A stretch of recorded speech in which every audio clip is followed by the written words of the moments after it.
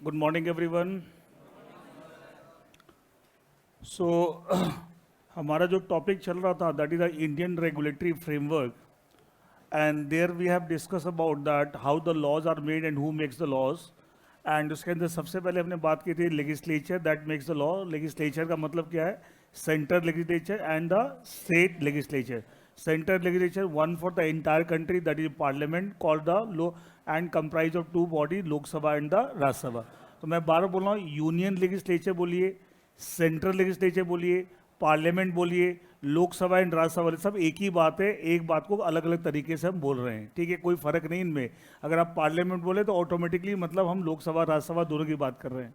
अगर union legislature बोले हम उसी की बात करें। हमारे कंट्री में यूनियन लेजिस्लेचर क्या है? पार्लियामेंट है। सेंट्रल लेजिस्लेचर पार्लियामेंट है, ये सुनो। एंड एक स्टेट लेजिस्लेचर जो हर एक स्टेट में अपना अपना है, उसके अंदर बताया था दो बॉडीज होती हैं कुछ स्टेट्स में, बाकी सब स्टेट्स में only one body that is the legislative assembly, Vidhansabha. और कुछ स्टेट्स में विधानसभा के साथ साथ क्या है? Vidhan Parishad that is the legislative council. Clear? Union list matter पे लॉ कौन बनाता है? That is the parliament, that is one law for the entire country.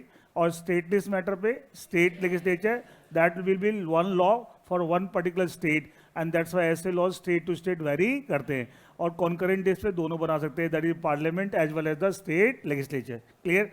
अच्छा, फिर लॉज के हमने सोर्सेज पढ़े थे कि साहब लॉज के सोर्सेज क्या है। एक तो आपका constitution that is the mother of all laws, फिर दो एक्ट्स मेड बाय। अच्छा, जो पार्लियामेंट लॉ बनाएगा सारे एक्ट्स चाहिए होंगे, बताना बिल से स्टार्ट होता है proposal, finally it become the act, ठीक है? इसका मतलब पार्लियामेंट के द्वारा बनाए हुए जो एक्ट है, एक्ट को हम स्टैच्यूट भी बोलते हैं स्टैच्यूट। स्टेट लेजिस्लेचर के बनाए हुए दो एक्ट हैं वो आपके लॉ हैं, ये सुनो। फिर मैंने एक बताया precedents, the distance of the higher courts are binding on the lower court. तो लोअर कोर्ट्स के लिए एक तरह देखा जाए वो भी क्या एक लॉ का सोर्स है, आपको मानना है उसको, ठीक है? और एक मैंने बताया स्टैब्लिश कस्टम्स एंड प्रैक्टिसेस, कुछ कुछ चीज़ें जो प्रथा होती है, क्या नॉर्मली क्या चीज़ प्रचलन में है, क्या मानते हैं, कई बार उसको भी हम लॉ की तरह ट्रीट करते हैं एंड वो भी आपको एक सोर्स ऑफ लॉ हो गया। ठीक है? ये इस तरीके से हमने पढ़ा था sources of law in India. Clear है? एक बात इसमें और मैं ऐड करना चाहूँ, देखिए क्या है।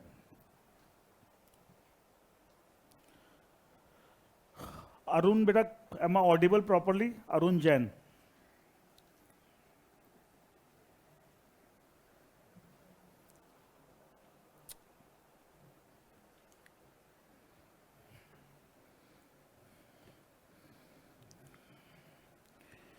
देख, टर्म हम बोलते हैं लॉ और एक टर्म बोलते हैं एक्ट। ये सिमिलर से टर्म है लेकिन थोड़ा सा डिफरेंस है। थोड़ा सा क्या डिफरेंस है मैं समझा देता हूं आपको।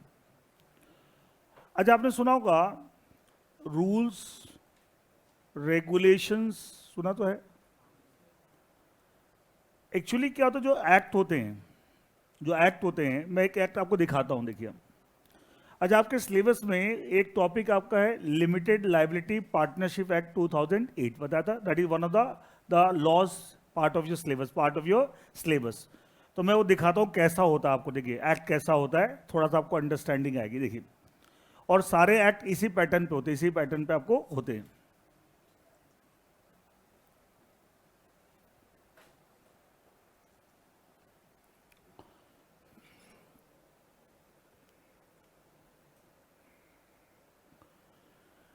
देखिए, एक्ट का नाम क्या है? The limited liability partnership act 2008। ये एक्चुअली ये एक्ट है ये। अच्छा, इसी के अंदर से हम चीज़ों को निकाल के पढ़ते हैं। समझ में आ रहा है? अच्छा, एक चीज़ बोलते हैं, बात को समझिएगा। जो आपको इंस्टीट्यूट ने स्टडी मटेरियल दिया है या हमने जो आपको बुक दी है, ये ओरिजिनल जो लॉ बना हुआ, जो एक्ट बना हुआ, पहले आप समझिए। अभी फिलहाल ये समझिए कि लॉ का मतलब एक्ट ही है, फिलहाल ये समझिए। फिर मैं थोड़ा सा डिफरेंस बता दूँ क्या है। लेकिन act is a part of law, act is a part of law, ठीक है?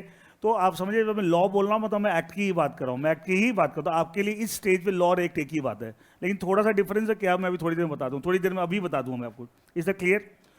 अब जैसे आप लिमिटेड लाइबिलिटी पार्टनरशिप वाला जो टॉपिक पढ़ोगे जो आपके सिलेबस में, तो एक्चुअली ओरिजिनली जो पार्लियामेंट, अच्छा ये भी पार्लियामेंट ने बना रखा है, ये भी यूनियन लिस्ट मैटर पे, किस पे है? यूनियन लिस्ट पे। अच्छा, जब यूनियन लिस्ट पे है तो किसने बनाया होगा? पार्लियामेंट ने। किसने बनाया होगा?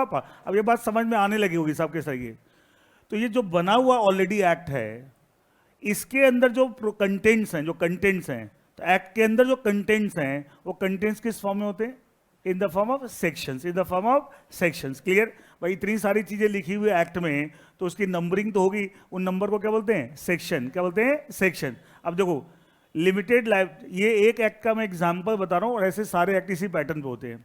लिमिटेड लाइबिलिटी ये, फिर क्या अरेंजमेंट ऑफ सेक्शन, क्या लिखा हुआ? अरेंजमेंट। अच्छा, पहले एक्ट को चैप्टर्स में डिवाइडेड किया हुआ, क्या किया हुआ है? चैप्टर, चैप्टर 1, चैप्टर 2, ऐसे करके चैप्टर 3, अलग अलग एक्ट्स आपको मोस्टली चैप्टर्स में डिवाइडेड होते हैं। और हर एक चैप्टर में, जैसे किताब, अच्छा कोई किताब आप पढ़ते हो, किताब में चैप्टर होते हैं, हाँ या ना? अच्छा, ये हर एक चैप्टर में अलग अलग कंटेंट्स होते हैं, ये सुनो। उसी तरीके से आपको जो ओरिजिनल एक्ट बना होता है, इधर मेड बाय द पार्लियामेंट और made by the state legislature. अच्छा, एक चीज और बात चली तो मैं बता दूं, स्टूडेंट लाइफ में, not only in foundation, even आप सीए फाइनल में भी जब जाएंगे तो आप वही सारे लॉज पढ़ते हैं जो पार्लियामेंट ने बनाए हैं। रीजन है, स्टेट वाले लॉ नहीं पढ़ते एज ए स्टूडेंट। जब तक आप पढ़ाई कर रहे हैं, जब तक आप कॉलेज, क्यों? उसका रीजन है, स्टेट वाले लॉ क्या आपको बहुत सारे होंगे सेम मैटर पे, हाँ या ना? अरे हमारे सेम मैटर पे हो सकता है दिल्ली का अलग हो, यूपी का अलग हो, महाराष्ट्र, कौन सा पढ़ोगे? क्या प्रैक्टिकली पॉसिबल है क्या? तो एज ए स्टूडेंट लाइफ में आप ज्यादातर वही लॉज पढ़ते हैं जो किसने बनाए हैं? पार्लियामेंट ने बनाए हैं, and on the union list matter. तो स्टेट वाले पॉसिबल नहीं ना, क्लासरूम में कैसे डिस्कस करोगे? अभी मैंने बताया, मान लीजिए आपको रोड टैक्स पे लॉ पढ़ना है, तो रोड टैक्स लॉ किस स्टेट का पढ़ोगे? सारे स्टेट का अलग अलग है, तो प्रैक्टिकली पॉसिबल है क्या क्लास में? नहीं। हाँ, जब आप काम करेंगे तो हमें देखना पड़ेगा, जिस तरह का काम कर रहे हैं उसके हिसाब से लॉ देखने पड़ेंगे। लेकिन क्लासरूम पर्पस के लिए खाली लॉज आपके वही सिलेबस में होते हैं जो पार्लियामेंट ने बनाए on the union list matter. Practically possible नहीं ना, आप सोच के देखिए ना भाई, इनकम टैक्स एक्ट पढ़ रहे हो, कंपनीज एक्ट पढ़ रहे हो, तो ये पूरे हिंदुस्तान के लिए एक ही है। लेकिन अगर ऐसा कोई लॉ जो हिंदुस्तान में अलग अलग स्टेट के अलग अलग हो, तो किस स्टेट का पढ़ोगे भाई? समझ में आ रहा है नहीं बात आपको? ठीक है, तो स्टूडेंट लाइफ में आपको मोस्टली सारे जो लॉज सिलेबस में होते हैं वो कौन से होते हैं? Laws made by the parliament. ठीक है, तो ये भी एक लॉ पार्लियामेंट ने बनाया है, तो एक पैटर्न आपको बताया किस तरीके। देखिए, और स्टेट वाले भी इसी पैटर्न पे होते हैं। देखिए, तो पहले जैसे कोई किताब होती है तो किताब में चैप्टर्स होते हैं और हर एक चैप्टर में कुछ कुछ कंटेंट्स होता है। यहाँ कंटेंट किस फॉर्म में? सेक्शन के नंबर, सेक्शन के फॉर्म में। तो देखो इस एक्ट को कई सारे चैप्टर में डिवाइड किया हुआ है। चैप्टर 1, चैप्टर 2, चैप्टर 3, चैप्टर 4, 5, 6, 7, 8, ठीक है, 9 एंड चैप्टर 10, 11, 12, 13, 14। तो टोटल कितने चैप्टर हैं? 14 चैप्टर। मतलब LLP act 2008 is divide two 14 chapters. अच्छा, हर एक चैप्टर में कुछ सेक्शन नंबर है, देख लो। ये साइड में देखो क्या लिखा हुआ? सेक्शंस। क्या लिखा हुआ है? सेक्शंस। अच्छा, चैप्टर 1, अरे हर एक चैप्टर एक नाम भी होगा, तो चैप्टर 1 का नाम क्या है? प्रिलिमिनरी। चैप्टर 2 का नाम क्या है? Nature of LLP. मतलब इस चैप्टर 2 के जो कंटेंट्स हैं उसमें जो भी बातें किससे रिलेटेड है? एलएलपी के नेचर के बारे में। किसके बारे में? एलएलपी। प्रिलिमिनरी तो एक बेसिक चीज स्टार्ट कर रहे हैं, तो बेसिक चीज आपको, ठीक है। अब देखो chapter 3, incorporation LLP and matter. मतलब एलएलपी को अगर बनाना है, इनकॉर्पोरेट कैसे बनेगी, उसका क्या तरीका होगा, how to set up a LLP, वो चैप्टर 3 की प्रोविजन। किताब जैसे हो गया ना, किताबों में अलग अलग चैप्टर में अलग अलग बातें दी होती है, ये सुनो, तो it's like a book, it's like a book. तो चैप्टर में डिवाइडेड है, और चैप्टर में जो कंटेंट्स है वो किस फॉर्म में है? इन the form of section, in the form of section. अब जो चैप्टर 4 है, क्या नाम है? Partners and the relation. LLP के जो पार्टनर होंगे वो क्या, कम से कम कितने पार्टनर चाहिए, उनके क्या राइट्स हैं, क्या ड्यूटीज हैं, आपस में पार्टनर्स के क्या रिलेशन होंगे, उनके आपस में क्या आपको लीगल पोजीशन होगी, ये सारी बातें कहाँ तक रखी है? In chapter number 4 of the LLP act. जैसे कंपनीज एक्ट आप पढ़ोगे, कंपनीज एक्ट 29 चैप्टर्स में डिवाइडेड है। कितने? 29। उसने बताया था 470 सेक्शन है एंड 29 चैप्टर में, एंड हर एक चैप्टर में कुछ सेक्शन नंबर है और एक ऑर्डर में होते हैं। अब देखो चैप्टर नंबर 1 में क्या 2 ही सेक्शन है? चैप्टर 1 क्या नाम है? प्रिलिमिनरी। सेक्शन क्या है? 1 एंड 2। सेक्शन 1 सबके नाम भी होता है। सेक्शन 1 का नाम क्या है? Short, title, extend and commitment. Section 2 का नाम क्या है? डेफिनेशन। सब बताऊंगा, आप टेंशन मत लेना, खाली आप एक स्ट्रक्चर दिमाग बिठाइए कि सब एक्ट होता कैसा है। Is it clear? इसका तो क्या, नॉर्मली जैसे किताब होती है वैसे ही है, और क्या है, किताबों में चैप्टर्स होते हैं, चैप्टर के अंदर कंटेंट्स होते हैं। यहाँ कंटेंट्स किस फॉर्म में? इन the form of section number, in the form of section. Section 1, section 2, something like. ठीक है, अब देखो चैप्टर 1 2 सेक्शन 2 पे खत्म हुआ, तो चैप्टर 2 किससे स्टार्ट हो रहा है? अरे चैप्टर 2 किससे स्टार्ट हो रहा है? सेक्शन 3। देखो ये नंबर सब क्या है, ऊपर क्या लिखा, देखो सेक्शन 1 2 3, इसका एक ऑर्डर में है। अच्छा, जिस पेज नंबर पे एक चैप्टर खत्म होगा, अगला चैप्टर के अगले पेज नंबर से स्टार्ट होगा, हाँ या ना? तो वैसी चीज तो होगी। It's just like any other book, just like any other book. Clear है? अच्छा, ये तो शुरू में आपको एक इंडेक्स टाइप हो गया, ठीक है। अब देखो टोटल कितने चैप्टर है इसके अंदर, 14 चैप्टर्स, और आपके टोटल सेक्शन आपके 81 है, लेकिन 81 नंबर वाला सेक्शन ओमिट हो गया। क्या हो गया बता दो ना। अब देखो हम अभी भी क्या बोलेंगे, LLP act has got 81 section, क्या बोलेंगे 81, लेकिन कई कलाकार क्या बोलेंगे, देखो ये ओमिटेड है। इसका मतलब क्या है, खाली नंबर है, इसके अंदर कोई कंटेंट नहीं है। देखो 73 ओमिटेड है। कई लोग क्या करते हैं, काउंटिंग कर देते हैं, क्या करते हैं, इसको हटा देंगे, इसको हटा देंगे, क्योंकि ओमिट हो चुका है। ओमिट का मतलब क्या है, अब इसके अंदर कुछ भी नहीं है। इसका मतलब इस तरह के, अब देखो और मैं एक चीज बताऊं, ये भी देखो 76A, क्या लग रहा है देख के, अरे देख के क्या लग रहा है, क्या ओरिजिनली क्या ये सेक्शन था या बाद में ऐड हुआ? 76 का 77 था। अच्छा, बीच में अमेंडमेंट करके इस लॉ को अमेंड कर, बता रहा law is not static, law is meant for society, society dynamic, laws भी चेंज होते रहते हैं। तो इसमें अमेंडमेंट आई तो 76 से डला, 77 डला। तो एक्चुअली नंबरिंग ऐसे क्यों करते हैं अमेंडमेंट वाले सेक्शन की, क्यों करते हैं? अब 76 पहले से था, 77 पहले से था, अगर बीच में हम नया सेक्शन डालते हैं 77 उसको डाल देते हैं, तो ये क्या हो जाएगा 78, क्या सारे नंबर डिस्टर्ब हो जाएंगे? ये सुनो, जो पहले 77 था वो 78 हो जाएगा, जो 78 था वो 79, तो ऐसे तो रोज हमें परेशानी हो जाएगी। पहले हम पढ़े इस सेक्शन में ये बात दी हुई है, फिर वो सेक्शन नंबर ही बदल गया, क्या प्रैक्टिकली कितनी मुश्किल हो जाएगी। इसलिए ऐसे नंबर करते हैं जिससे कि पहले के सेक्शन नंबर डिस्टर्ब नहीं हो। अब देखो 76 में जो था एज इट इज है, 77 जो था एज इट इज, बीच में हमने क्या डाल दिया 76A। अच्छा, और जरूरत पड़ेगी ना, मान लीजिए बीच में और डालना है, 76 77 के बीच में 76A है, अब क्या आ जाएगा 76B, ऐसे भी आ सकता है। 76A ऑलरेडी डला हुआ है, और जरूरत पड़ेगी तो क्या डाल लेंगे 76B 76C। तो उससे क्या बाकी सेक्शन नंबर के ऑर्डर क्या अफेक्ट हो रहे हैं, किसी पे कोई इंपैक्ट आ रहा है? नहीं। तो इसलिए किया था जिससे कि बाकी सेक्शन आपके डिस्टर्ब नहीं हो। अब कई लोग क्या करते हैं, काउंटिंग कर लेते हैं, इसको भी गिनेंगे और जो ओमिटेड उसको हटा देंगे, तो क्या काउंटिंग करेंगे तो क्या 81 आएगा? आएगा क्या? नहीं। तो क्या ऊपर नीचे हो जाता है, ये बताया था लोग गिन गिन के लिख देते हैं, बट वो सही तरीका नहीं। सही तरीका क्या है, आज भी हम क्या बोलेंगे, LLP act has got 81 section, that's all. जो लास्ट सेक्शन नंबर उससे बोलते हैं, बताता ना मैं, ये सही तरीका है। तो बात को किस तरीके से बोला तो उसमें फर्क आ जाता है, और उसको गलत दूसरे तरीके से बोलोगे जो सही तरीका नहीं है, तो आपको लगेगा साहब बात कुछ और हो रही है। आज भी हम क्या बोलेंगे, एलएलपी एक्ट, हम बोलते companies act has got 470 section, last section number is 470, but counting करना शुरू करो तो उसमें कुछ ओमिट हो गए, कुछ ऐड हो गए, कहां तक आप काउंट करते रहोगे, और सही तरीका नहीं है, that's not a right way. Is this clear? ये तो खाली इसका इंडेक्स हो गया, अभी एक्ट तो कंटेंट थोड़ी है, तो खाली नंबर है, ठीक है। अब देखो यहां से अब एक्ट स्टार्ट हो रहा है, वही एलएलपी एक्ट 2008, ठीक है, ये स्टार्टिंग। अब देखो ये चैप्टर 1 प्रिलिमिनरी, वही है ना, वही हेडिंग है ना। अरे पहले इंडेक्स था, किताब पढ़ते हो तो पहले इंडेक्स होता है, और उसके आपके पास में जो किताब उसमें इंडेक्स, फिर आगे कंटेंट शुरू हो गए। चैप्टर 1, ये क्या है, ये क्या है, अरे ये क्या है, नंबर 1 क्या है, सेक्शन नंबर 1। तो कई बच्चों होता है सेक्शन किस चिड़िया का नाम है, तो कुछ नहीं है कि जो लिखा हुआ कंटेंट नंबरिंग तो करोगे। अच्छा मुझे बोलो, मुझे बताना पड़ेगा कि एलएलपी एक्ट में यहाँ पे ये बात लिखी हुई है, तो ऐसे बोलूंगा एलएलपी एक्ट में लिखा हुआ है, ये बताना पड़ेगा कि उस एक्ट में किस सेक्शन में लिखा हुआ है, हाँ या ना। इतना बड़ा एक्ट कहां ढूंढते रहेंगे, तो उसको तरीका क्या, उन्होंने सेक्शन नंबर बना दिए, उसको क्या बोलते हैं, सेक्शन नंबर। क्लियर है? अच्छा, ये सेक्शन नंबर, अब देखो सेक्शन 1 सेक्शन 2 आ गया। सेक्शन 1 की हेडिंग क्या है, short title extent and commitment, ठीक है। सेक्शन 2 की हेडिंग क्या है, डेफिनेशंस। अब देखो, अच्छा पहले चैप्टर में 2 ही सेक्शन थे, था ना, प्रिलिमिनरी। अब देखो चैप्टर नंबर 2, यहां जैसे वक्त वहां इंडेक्स दे रखा था, आगे एक्चुअली ये चल रहा है, समझ रहे। Chapter 2 nature of limited liability partner, section 3 section 4, समझ आया? Is that clear? सेक्शन का एक दिमाग में बिठा के सेक्शन क्या होते हैं, कुछ नहीं है, बेसिकली कंटेंट जो है पहले चैप्टर्स में डिवाइड हो, हर चैप्टर में कुछ सेक्शन है, just like any other book, just like any other book. Is that okay?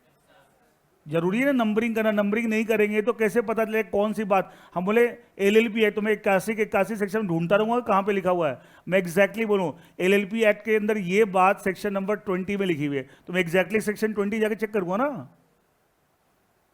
तो उसके लिए कोई मुझे नंबरिंग तो करनी पड़ेगी, तो नंबरिंग के लिए उसको क्या होता है, सेक्शन नंबर।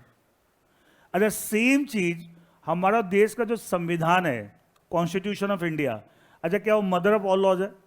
तो क्या कोई भी लॉ है उसके अंदर जो कंटेंट्स होते हैं क्या उसकी नंबरिंग होती है? ये सुनो, तो उसकी नंबरिंग को हम सेक्शन नहीं बोलते, आर्टिकल बोलते हैं। क्या बोलते हैं? आर्टिकल। एक्चुअली उसको नाम अलग रखा गया जिससे कि पता लग जाए कि ये आपकी सभी लॉ से ऊपर है, it's a mother of all laws.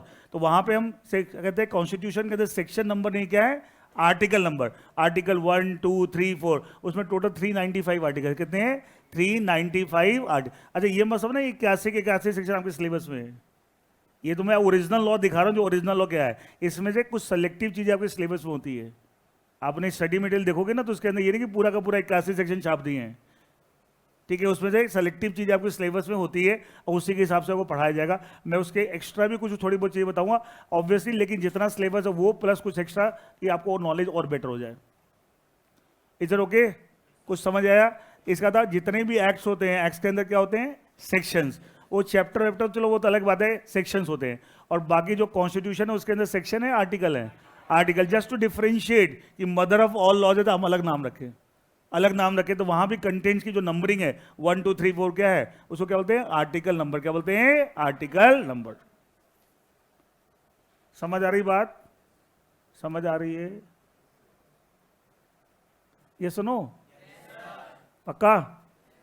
अब एक और चीज देखिए, ये जो चीज मैं आपको दिखा रहा हूं ये क्या है मैं बताता हूं। अच्छा एक चीज और देखिए, जैसे ये सेक्शन 3 है, लिमिटेड लाइबिलिटी पार्टनरशिप। अच्छा फिर सेक्शन 3 के बाद देखो 1 2 3, इसको क्या बोलते हैं, सब सेक्शन। क्या बोलेंगे, सेक्शन, सब सेक्शन। अच्छा सब का मतलब क्या होता है, कोई मेन चीज के नीचे। अच्छा हम बोलते हैं सब ऑर्डिनेट, सीनियर होता है उसका, जूनियर का उसके नीचे। तो इसका एक सेक्शन के अंदर जो कंटेंट्स है क्या उसको कहते हैं, सब सेक्शन। क्या बोलते हैं, सबसे। एक खाली समझाने के बता रहा हूं। अच्छा सब सेक्शन के नीचे भी कुछ जाएगा, उसको बोलते हैं क्लॉज। क्या बोलेंगे, क्लॉज।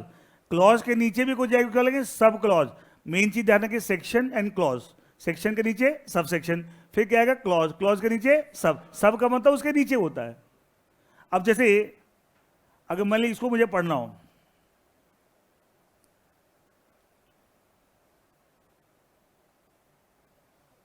ये मान ली मुझे पढ़ना हो सेक्शन 7। सेक्शन 7 नंबर है, क्या हेडिंग है, डेजिग्नेटेड पार्टनर। ये क्या है, सब सेक्शन 1। किसका सब सेक्शन 1, सेक्शन 7 का। तो ऐसे बोलेंगे सब सेक्शन 1 ऑफ सेक्शन 7, और लिखते हैं ऐसे भी है, सेक्शन 7 सब सेक्शन 1 ब्रैकेट में। इसका तो ये अलग सेक्शन नहीं है, 7 का पार्ट है, 7 का पार्ट है, ब्रैकेट में से लिखते हैं। क्लियर है। और ऐसे भी लिख सकते हैं, इसका इसको ऐसे पढ़ेंगे, सेक्शन 7 सब सेक्शन 1, और उसको ऐसे भी लिख सकते हैं पूरा, सब सेक्शन 1 ऑफ सेक्शन 7। लेकिन ये थोड़ा बड़ा है तो हम नॉर्मली ऐसे लिख देते हैं, सेक्शन 7। दोनों तरीके सही है, लेकिन इसमें ज़्यादा लिखना पड़ेगा, सब सेक्शन 1 ऑफ सेक्शन 7। आप ऐसे लिखें, इसको पढ़ा यही जाएगा, sub section 7 sub section 1। Clear है। पढ़ाओ ना एक्टिव वाइज पैसिव वाइज, तो उल्टा कर दिया, ऑफ करके ऐसे लिख दिया, दोनों एक ही बात है। क्लियर है। अच्छा ये सेक्शन 7 सब सेक्शन 1 चल रहा है। अब इसी के आगे देखिए, ये क्या है, sub section 2। Section 7 sub section 2, वो सब सेक्शन 1 था, सब सेक्शन अभी 7 ही चल रहा है। अच्छा उसके नीचे ये क्या है, ये किसका क्लॉज, सब सेक्शन 2 का। क्या बोलेंगे, सब सेक्शन 2 का, ठीक है। और ये क्या है उसके नीचे, सब क्लॉज। तो हम ऐसे भी अगर लिख दें 7 सेक्शन, खाली लिख दे 7 section 7 sub section 2 clause 1 sub clause, ऐसे भी लिख दे, इसका मतलब यही है, सेक्शन 7 सब ब्रैकेट में लिखा जाता है, इसका पार्ट है। अच्छा 7A अगर लिखूं तो क्या ये इसका पार्ट है, सेपरेट सेक्शन है, ये अमेंडमेंट्स ऐड हुआ है। अगर ये ब्रैकेट में नहीं है तो क्या सेपरेट सेक्शन है, 7 और 8 के में ऐड हुआ है। अच्छा पता है ऐसे नंबर होते हैं, इसका मतलब क्या है, ओरिजिनली वो सेक्शन था या अमेंडमेंट्स ऐड हुए हैं, अमेंडमेंट से हुए, 7 और 8 के बीच में एक नया सेक्शन ऐड हो गया। समझाने के लिए बता रहा हूं कि ऐसी नंबरिंग अगर है, और जो ब्रैकेट में लिखा है उसका मतलब क्या होता है, उसी का पार्ट है, उसी सेक्शन जो स्टार्टिंग में सेक्शन उसका पार्ट है। जैसे 7 का पार्ट क्या, सब सेक्शन 2, सब सेक्शन 2 का क्लॉज 1, क्लॉज 1 का सब क्लॉज ए। ऐसे सीधा लेकिन इसका पढ़ेगा ऐसे जाएगा, ऐसे उल्टा भी पढ़ सकते हैं, sub clause A of clause 1 of sub section 2 of section 7। समझ आ रहा है कुछ कुछ, ये कैसे लॉ बनता है, कैसे एक्ट होता है, उसके अंदर कैसे चीजें कंटेंट्स होती हैं। क्लियर है। अभी बहुत ज्यादा नहीं बताऊंगा क्योंकि आपको ज्यादा जितना डाइजेस्ट हो जाए, नहीं तो ज्यादा परेशानी हो जाएगी, ठीक है। अच्छा एक और बात, एक बच्चे ने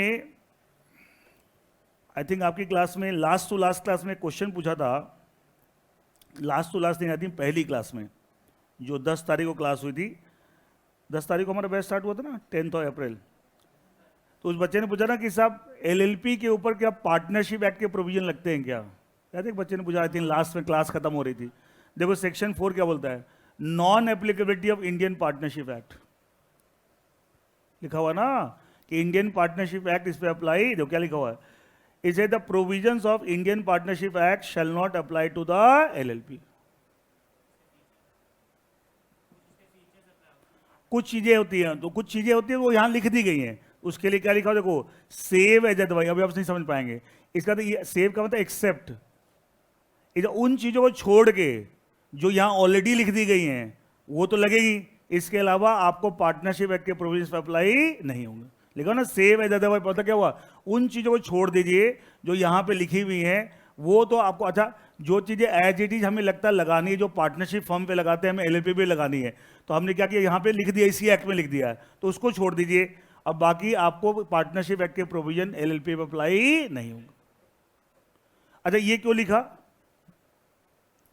अगर खाली ये बोल देते कि पार्टनरशिप एक्ट के प्रोविजन नहीं, समझाने के लिए बता रहा हूं, टेंशन मत लेना, ठीक है? क्योंकि बात चली थी, एक बच्चे ने क्वेश्चन पूछा था, मैं बताता हूं। अच्छा पार्टनरशिप एक्ट के खाली ये लिखा होता था, provisions of Indian partnership act does not apply to the LLP, खाली ये लिखा होता। लेकिन इस एक्ट में, एलएलपी एक्ट में कुछ कुछ ऐसे प्रोविजन हैं जो एज इट इज कॉपी कहां से गए हैं, पार्टनरशिप फर्म से। क्या दोनों बातें कॉन्ट्राडिक्ट नहीं कर जाती? कॉन्ट्राडिक्शन समझते हो, हिंदी बोलते हैं विरोधाभास, आपस में क्लैश कर जाते हैं।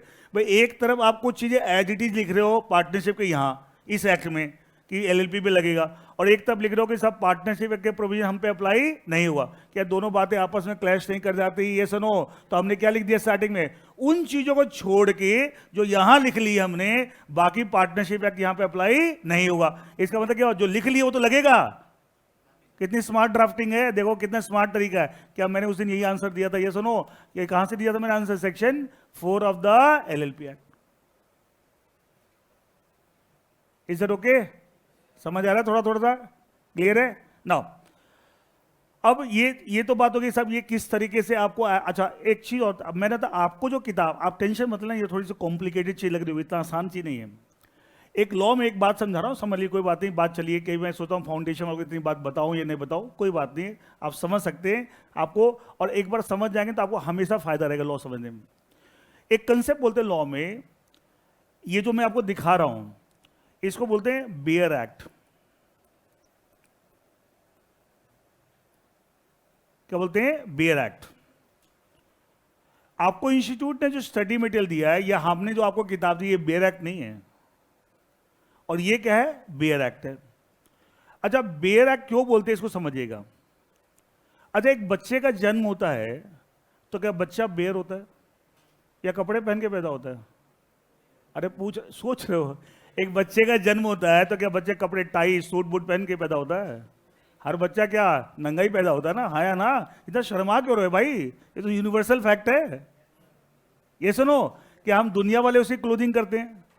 क्या उसे कपड़े पहनाने का काम हम दुनिया वाले करते हैं? हाँ या ना? बोलो यार जोर से, इतना घबराए वो क्यों भाई? ऐसे बोल रहे, मैं तुम्हें कोई रॉकेट साइंस की बातें पूछ रहा हूं, कोई फॉर्मूला पूछ लिया तुमको, ठीक है? ये तो सारी दुनिया सब समझते हैं इस बात को, ठीक है? मतलब जब बच्चे का जन्म होता है तो बच्चा बेयर होता है, फिर दुनिया वाले उसे क्लोथिंग करते हैं, कपड़े पहनाते हैं, सजाते धमाते, ठीक है?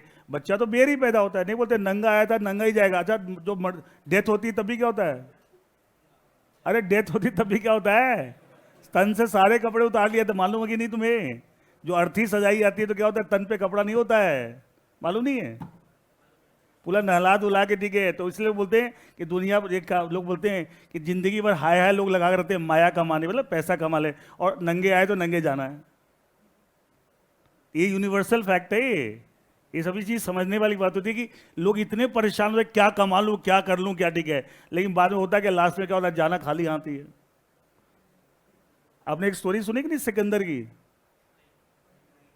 अरे सिकंदर के बारे में तो सुना होगा, सिकंदर द ग्रेट, जिसने पूरी दुनिया जीत ली थी, मालूम होगा?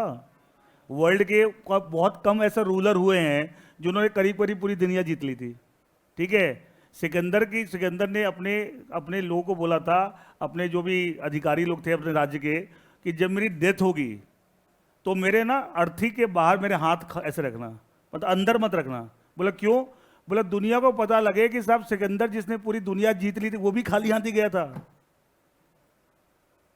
तो लोग हाय जो मचा के रखते हैं ना, क्या कर लें, उस चक्कर में उल्टे सीधे काम भी करते हैं, दूसरे के साथ बेईमानी भी करते हैं, ठीक है। और आपको क्या अल्टीमेटली खाली हाथ आया, खाली हाथ जाना है। तो सिकंदर ने एक मैसेज दिया था दुनिया को कि देखो मैंने पूरी दुनिया जीत ली, लेकिन जा तो मैं खाली हाथ ही रहूं। ये समझने वाली बात है, फिलॉसफी, ठीक है, कि एक्चुअली क्या है। Anyway what I was saying that same concept यहां लगाते हैं।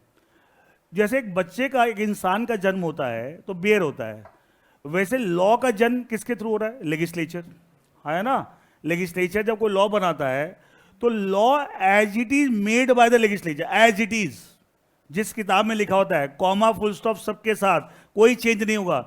क्या वो बेयर लॉ है ना। जैसे एक बच्चा एज इट इज जन्म हुआ तो क्या हुआ? बेयर होता है। तो वैसे क्या उस किताब को क्या बोलते हैं? Bare act. क्या बोलते हैं? बेयर। क्या ये ओरिजिनल लॉ है? हाँ या ना? अरे ये original law as it is made by the legislature, जैसे लेजिस्लेचर बनाया as it is, comma full stop के साथ, इवन एक सेमी कॉलन भी चेंज नहीं हो सकता। तो इसके अंदर इस तरह की जो किताब होती है इसको बेयर एक्ट बोलते हैं। क्या इस किताब में कोई इंटरप्रिटेशन होती है कि साहब उसको कुछ सिंप्लीफाई करके लिखा है कुछ है, या एज इट इज जैसे बनाए वैसे के वैसे, वैसे के वैसे, ठीक है, एंड एज इट इज, इसे क्या बोलते हैं? Bare act. बेयर लॉ है। क्या है? बेयर। और जो किताबें आपको दी जा रही है स्टडी मटेरियल, ये बेयर नहीं है। इसी में से चीजों को निकाल के सिंप्लीफाई करके, लैंग्वेज को सिंपल करके, अपनी इंटरप्रिटेशन डाल के इसको और समझा के ऐसी किताबें बना दी जाती है। तो आप सही माने में क्या बेयर एक्ट पढ़ रहे हैं? क्या पढ़ रहे हैं? नहीं। तो बेयर एक्ट तो बहुत टेक्निकल है। अगर बेयर एक्ट सीधा पढ़ो जान सूख जाएगी, समझ में नहीं आया क्या लिखा हुआ है। तो कई बच्चे बोलते हैं साहब हमें लॉ डिफिकल्ट लगता है, ये तो सिंप्लीफाइड वर्जन है, समझ रहे हो। ये क्या है? सिंप्लीफाइड है। ओरिजिनल लॉ तो ये है। अच्छा एक बात और लास्ट, कभी भी आपको किसी पर्टिकुलर लॉ के प्रोविजन में कोई डाउट हो जाए कि साहब मैंने ये पढ़ा था, या मुझे इस बंदे ने बताया, इस सर ने बताया, कोई भी, या मैंने यूट्यूब पे कोई वीडियो में देखा, और आपको कंफ्यूजन हो जाए कि साहब ये सही है कि नहीं, होता है दिमाग में कई बार confusion, clarity, what is the best source to find out कि और क्या सही है? मतलब कौन सी किताब बेस्ट सोर्स है जहां से आप पता लगाएं क्या सही है? मैं पूछ रहा हूं, बताइए कौन सा बेस्ट सोर्स है? Bare act, as it is made. अच्छा बाकी सब, बेयर एक्ट का कोई ऑथर होता है क्या? अरे बेयर का कोई ऑथर होता है क्या? अच्छा जो किताबें मार्केट में आती है, क्या उसका ऑथर भी होता है, पब्लिशर भी होता है? ऑथर और पब्लिशर में क्या फर्क होता है? ऑथर जिसने वो किताब लिखी है, पब्लिश जो छापा है, प्रिंटिंग की है जिसने, ये सुनो, और मार्केट में उसकी मार्केटिंग डिस्ट्रीब्यूशन करेगा, सेल करेगा, वो क्या है? पब्लिशर है, पब्लिशर एंड डिस्ट्रीब्यूटर, ये सुनो। लेकिन जो बेयर एक्ट होते हैं इसके खाली पब्लिशर होते हैं। टैक्समैन क्या है? ऑथर है, पब्लिशर है? सुना तो होगा, टैक्समैन, भारत, ये सब क्या है? पब्लिशर है। तो आपको देखो बेयर एक्ट जितने आते हैं उन पर खाली पब्लिशर का नाम होगा, खाली किसका नाम होगा? कभी भी ऑथर का नाम नहीं। और उसका सही माने ऑथर तो लेजिस्लेचर है। इसका ऑथर कौन है? आप, हम है, कोई इंसान है, या कोई लेजिस्लेचर है? लेजिस्लेचर है। तो इसका तक एक बार एक बच्चा मुझे बोला, सर मैं कंपनी जैक का बेयर एक्ट खरीदने आया हूं, तो किस ऑथर के ले लूं?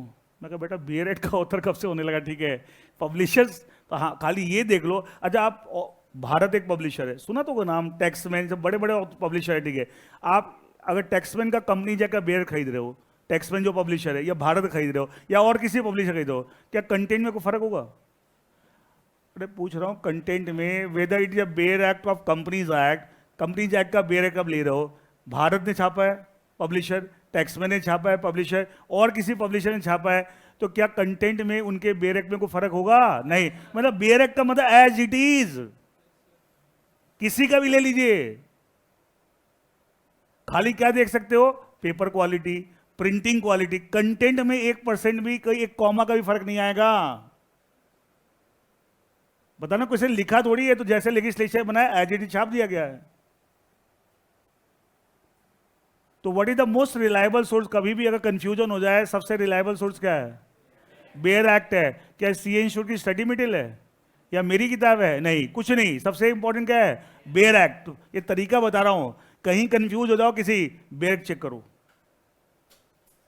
कोई ये ओरिजिनल लॉ है ना, मेड बाय द लेजिस्लेचर। अच्छा एक कोर्ट में कई बात है, आपकी स्टडी मटेरियल में कई चीज गलत लिखी हुई है। अच्छा इंस्टीट्यूट की स्टडी मटेरियल क्या इंस्टीट्यूट ने किसी से लिखवाई होगी? आपको शायद नहीं पता होगा। इंस्टीट्यूट के साथ अपनी कोई इन हाउस टीम नहीं है, मतलब कि भाई वहाँ कोई जॉब कर रहे हैं वो लिख रहे हैं, वो बाहर वालों से लिखवाते हैं, उनको पैसे पे करते हैं, एक असाइनमेंट कि हमारे लिए बुक लिख दीजिए, ये स्टडी मटेरियल तैयार कर दिए, हम इतने पैसे देंगे। तो किसी ने लिखवाई है। अच्छा, उस बंदे की क्या लेवल ऑफ नॉलेज है, क्या उसके हिसाब से सर्टिफिकेट बनती है? हाँ, है ना? अगर उसकी कोई मिस्टेक है, उसको कोई कंफ्यूजन है, कोई बात में क्लैरिटी नहीं है, क्या स्टडी मटेरियल में गलती आ जाती है? या सुनो, एकदम आती है। और कितनी बार इंस्टीट्यूट बाद में, जब इंस्टीट्यूट को रियलाइज होता है, कई लोगों से उनको मेल लिखते हैं कि आपके इंस्टीट्यूट में किताब में गलती है, तो बाद में वो ठीक भी करते हैं कई बार, फिर वो लिखते भी हैं कि इसको यहाँ पे इस पेज पे ये ठीक कर लीजिए, इसकी जगह ये कर लीजिए, उसका पूरा वो आता है। इसका मतलब ये कोई मोस्ट रिलायबल सोर्स थोड़ी है। हाँ, एज ए स्टूडेंट आप कह सकते हैं आपको सिलेबस वो है, पढ़ना है, उसी के हिसाब से पेपर आएगा, उसी के हिसाब को नंबर मिलेंगे, वो ठीक है। लेकिन ओरिजिनल लॉ की अगर बात करूं तो वो थोड़ी ओरिजिनल लॉ है। अच्छा, कोई कोर्ट के अंदर कोई वकील कोई आर्ग्यूमेंट कर रहा है किसी केस में, लॉ के प्रोविजन कोट कर रहा है, जज को बता रहा है, तो क्या ये बोलेगा सी इंस्टीट्यूट के स्टेटमेंट में लिखा हुआ है? या क्या बोलेगा? एज पर the so and so section of the so and so act. ये सुनो, बेरेक की बात कर रहा है, ये सुनो किसकी बात कर रहा है? ओरिजिनल लॉ तो ये है ना। जैसे एक बच्चा कल लास्ट क्लास में मेरे कोई पर्टिकुलर पॉइंट पर आर्ग्यू कर रहा था, आपने बोला होगा कि जब बच्चे ने पूछा ना क्वेश्चन कि सर एक बंदा 2 बार से ज्यादा प्रेसिडेंट नहीं बन सकता, प्रेसिडेंट ऑफ इंडिया है, कुछ वो पूछा। मैं बार बार बोला बेटा ऐसा नहीं है। तो मैं कहा अगर दिक्कत ही तेरे को रही है तो कॉन्स्टिट्यूशन ऑफ इंडिया पढ़ लेना, ओरिजिनल जो बेयर है उसे पता है। हमें मुझे किसी ने बताया, किसी के बताने से क्या हो जाता है? वो थोड़ी लॉ बनाने वाला है, या मैं लॉ बनाने वाला हूं? ये सब बात मैं क्यों बोल रहा हूं कि आप लोग के दिमाग में ये चीज अच्छे बैठी हुई थी, किसी ने बताया वो सही है, किसी ने बताया वो लॉ बनाने वाला है क्या? फिर तो लेजिस्लेचर की औकात ही खत्म कर दी तुमने। उसने बता दिया ये हो गया, फिर तो बेचारा पार्लियामेंट बोलता है हम चने बेच लेते हैं, हमारी तो वैल्यू कुछ नहीं है। कोई बता रहा है तो ये तो हिंदुस्तान में लॉ के साथ एक बड़ी भारी समस्या है। लॉ जो पढ़ा रहे हैं टीचर, मैक्सिमम टीचर क्या करते हैं, वो अपना ही लॉ बना लेते हैं। वो कि उनको पढ़ना तो आते, उनको खुद को लॉ ठीक से नहीं पढ़ना आता, ना पढ़ाना आता है। पढ़ना ही नहीं आता, पढ़ाएंगे क्या? ठीक है, तो ऊट पटांग गलत सा सब बताते हैं। तो मैं उनको बोलता हूँ भाई अपनों ने अपना ही लॉ बना रखा है, क्या बेरेट कह रहा है क्या उसे कोई मतलब नहीं है, वो अपने ही तरीके से चल रहे हैं। Anyway, I think this is clear to everyone. तो what is the most reliable source? Bare act. ये तरीका बता दिया, ठीक है साहब, ये बेयर एक्ट ही है। लेकिन आप ऐसे डायरेक्ट बेयर एक्ट से नहीं पढ़ रहे, हम बेयर एक्ट के कंटेंट जो आपके सिलेबस में है उसको सिंप्लीफाई करके, लेकिन सिंप्लीफाई करने में क्या चीजों को हम बदल रहे हैं या खाली उसको लैंग्वेज को इजी कर रहे हैं, उसको इस तरीके से लिखा जाए जो आप आसानी से समझ जाएं, that's idea. But at the same time we are ensuring what, that the actual law does not get distorted. Actual law बदल नहीं जाए। अगर मैंने इतना सिंप्लीफाई कर दिया जब लॉ ही बदल गया, क्या ये गलत तरीका है? क्या ये गलत तरीका है? That is the wrong way, that is wrong way. इस तरीके से आप नहीं कर सकते। और बहुत लोग ऐसा कर रहे हैं, कुछ भी बकवास करते हैं, ओरिजिनल लॉ कुछ कह रहा है, वो कुछ और कहानी सुना रहे हैं। अच्छा, बच्चे को ये सब समझ नहीं आता। अरे कितने लोग बताते हैं कि बेयर एक्ट होता है, कुछ बताते ही नहीं। ठीक है, मैं बोल रहा हूं ये है, भाई तू है पार्लियामेंट से ऊपर है तू। मैं तो मेरी बात में भी कोई ट्रस्ट ना हो, कहीं डाउट हो जाए, check the bare act, that is the most authentic source of any law. समझ आई बात? अच्छा, ये तरीके से क्या होता है, आपको क्या खुद कैपेबल बना रहा हूं कि आप खुद चीज को समझें, हमेशा दूसरे पे डिपेंडेंट नहीं रहें। क्या ये बेटर तरीका है या हमेशा डिपेंडेंसी रहनी चाहिए? अच्छा, आपके पेरेंट्स क्या चाहते हैं, आप हमेशा उन पे डिपेंडेंट रहें? तो पेरेंट्स का भी चाहते हैं कि बच्चे इंडिपेंडेंट हो जाएं अपने पैरों पे। तो टीचर का भी ये रोल होता है। सही माने में टीचिंग क्या है कि बच्चे को थोड़ी देर तक मैं सहारा दूंगा, उसके बाद ऐसा कर दूं वो अपने आप भागने लग जाए। सही पढ़ाई का तरीका ये है, हमेशा तुम मेरे पर डिपेंडेंट है। ये क्या पढ़ाई का तरीका है? लेकिन उसके लिए फिर पढ़ने का तरीका अलग होना चाहिए। तो टिपिकल जो स्टाइल होता है ना, वो क्या होता है, हर बात में बच्चा क्या है, डिपेंडेंट है, वो पढ़ाई से ही जा रहा है। अच्छा, क्यों डिपेंडेंसी बनाई जाए, उसके पीछे कहानी है। बार बार सर के पास जाओगे तो सर बार बार फीस लेंगे ना, सर की इंपॉर्टेंस बनी रहेगी हमेशा। ये सुनो, तो अपनी इंपॉर्टेंस बनाने के चक्कर में भी क्या करते हैं, ये सब चलता रहता है कि बनते को इंडिपेंडेंट मत बनाओ। बट ये गलत तरीका है ना कभी तो इंडिपेंडेंट बनना पड़ेगा हमेशा। अच्छा, आप सीए कंप्लीट कर लोगे, क्या जितना आपने पढ़ा है क्या लाइफ में उससे काम चल जाएगा? नई नई चीज़ और पढ़नी पड़ेगी? मैं पूछ रहा हूँ आपसे, क्या नई नई चीज़ और भी पढ़नी पड़ेगी, नहीं पढ़नी पड़ेगी? कितने लॉ जो पढ़े आपने बदल गए, कितने सब्जेक्ट्स में चेंजेज आ गए, क्या पढ़नी नहीं पड़ेगी? लेकिन आप खुद पढ़ने के लिए कैपेबल नहीं बने कि हर चीज़ को पढ़ाएगा तो पढ़ेंगे तभी समझ में आएगा, क्या समस्या खड़ी हो जाएगी। ये सुनो, अच्छा सीए बनने के बाद क्या इतना टाइम होगा क्लासरूम में आके पढ़ लें? क्या इतना टाइम होगा? फिर घर वाले भी बोलेंगे भैया कमाओ, बहुत हो गया, नौकरी करो, प्रैक्टिस करो। ये सुनो, ऑब्वियसली बात है। लेकिन आप कैपेबल हो गए तो क्या हो, खुद समझ सकते हो। तो कैपेबल बनाना बहुत जरूरी है। मैं सोचता हूँ डिपेंडेंसी नहीं होनी चाहिए, सक्षम बनाओ। हर व्यक्ति को सक्षम बनना, अपने पैरों पे चलने की आप में काबिलियत पैदा करनी है। और ये बहुत इंपॉर्टेंट चीज़ होती है, और एक बार सही तरीके से करोगे तो अपने आप आपको काबिलियत आ जाएगी, ऐसी कोई बड़ी बात नहीं है। Anyway, I think this is clear. तो अब आप ये एक बेयर एक्ट हो गया, क्लियर है। अब देखो, अब इसमें एक चीज़ और मैं बताता हूँ, देखिए आपको।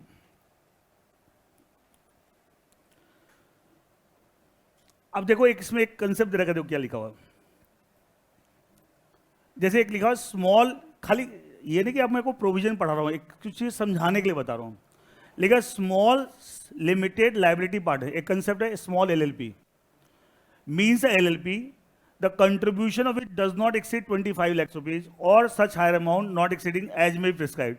ये एज में भी प्रिस्क्राइब्ड लिखा होता है, इसका क्या मतलब होता है? और है ना, हर एक्ट में, हर बेयर एक्ट में, हर मतलब कोई भी आप कंपनीज एक्ट का बेयर एक्ट ले लो, एलएलपी का है, इनकम टैक्स एक्ट का, कोई भी, हर लॉ के जो बेयर एक्ट है उसमें कुछ कुछ चीजें लिखी होती है एज में भी प्रिस्क्राइब्ड। इसका मतलब क्या है?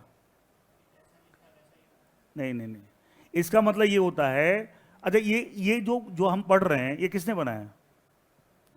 अरे कोई भी बेयर एक्ट पढ़ेंगे किसी भी एक्ट का तो किसने बनाया? लेजिस्लेचर ने। अब इतना तो कंफ्यूज, लेजिस्लेचर ने बनाया। तो लेजिस्लेचर ने जहां जहां आपको बेयर एक्ट में ये लिखा है एज में भी प्रिस्क्राइब, इसका मतलब क्या है? इसका मतलब ये है लेजिस्लेचर खुद नहीं बता रहा, लेजिस्लेचर पावर डेलीगेट कर रहा है। किसको? एग्जीक्यूटिव बॉडी को। किसको? Executive body. किस बात के लिए? कि आप ये प्रिस्क्राइब करेंगे, आप क्या करेंगे, आप बताएंगे। इसका मतलब क्या आपको लेजिस्लेचर ने खुद बताया वो चीज, या किस पे डाल दी है? एग्जीक्यूटिव बॉडी पे। एग्जीक्यूटिव बॉडी पे डाल दे कि आप प्रिस्क्राइब करेंगे, आप प्रिस्क्राइब करेंगे।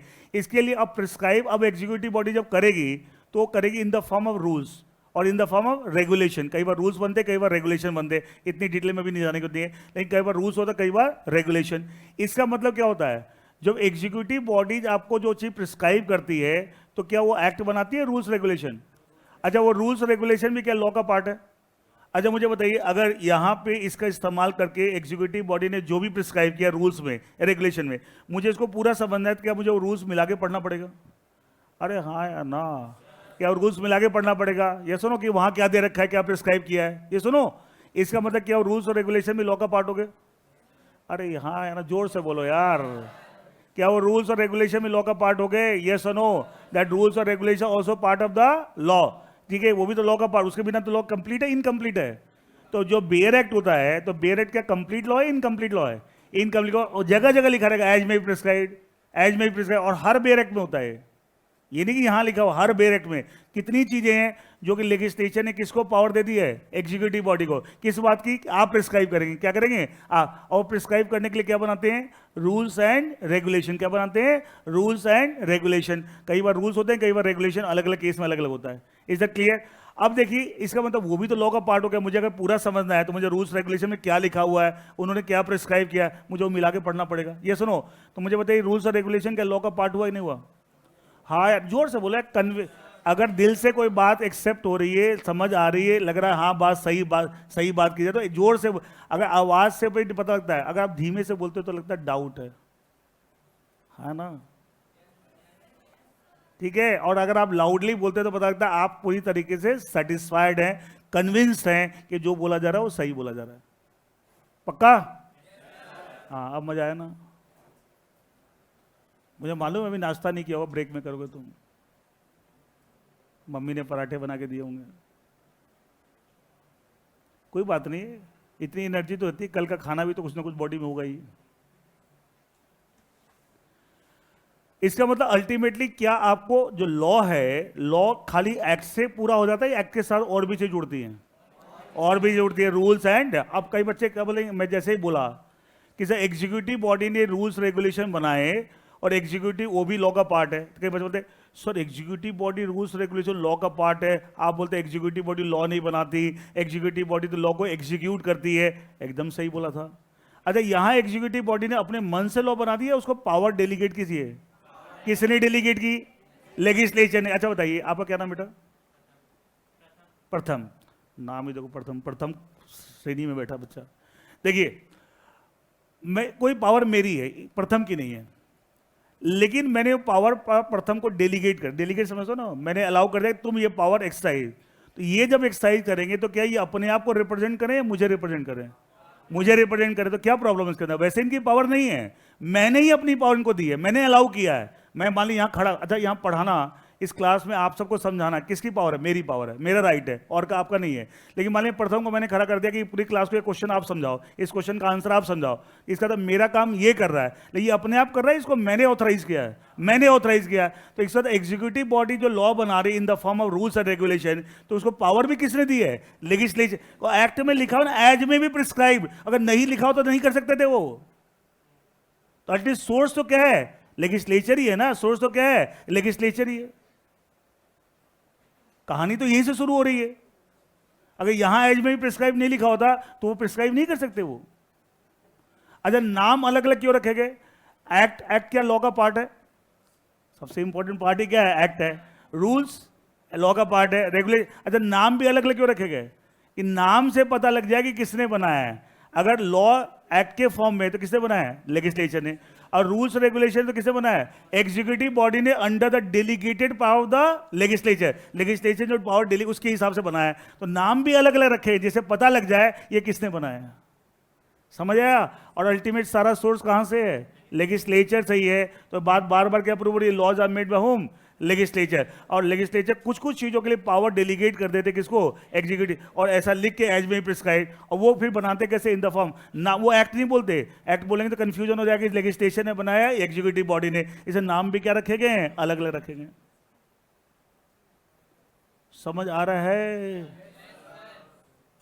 अच्छा, अब बात चलिए तो थोड़ा सा ये भी बता ही देते हैं आपको, ठीक है? अच्छा, रूल्स और रेगुलेशन में भी क्या फर्क होता है? जो हाई, अच्छा एग्जीक्यूटिव बॉडी भी क्या एक होती होगी, कई सारी होती होगी? क्या उसके अंदर भी हायरार्की होता होगा? सबसे ऊपर कौन है, फिर उसके नीचे कौन है? हाँ या ना? अच्छा, आई बीएसटी में थोड़ा सा कंपनी लॉ आपने पढ़ा होगा, थोड़ा सा कहीं ना कहीं आया होगा, ठीक है?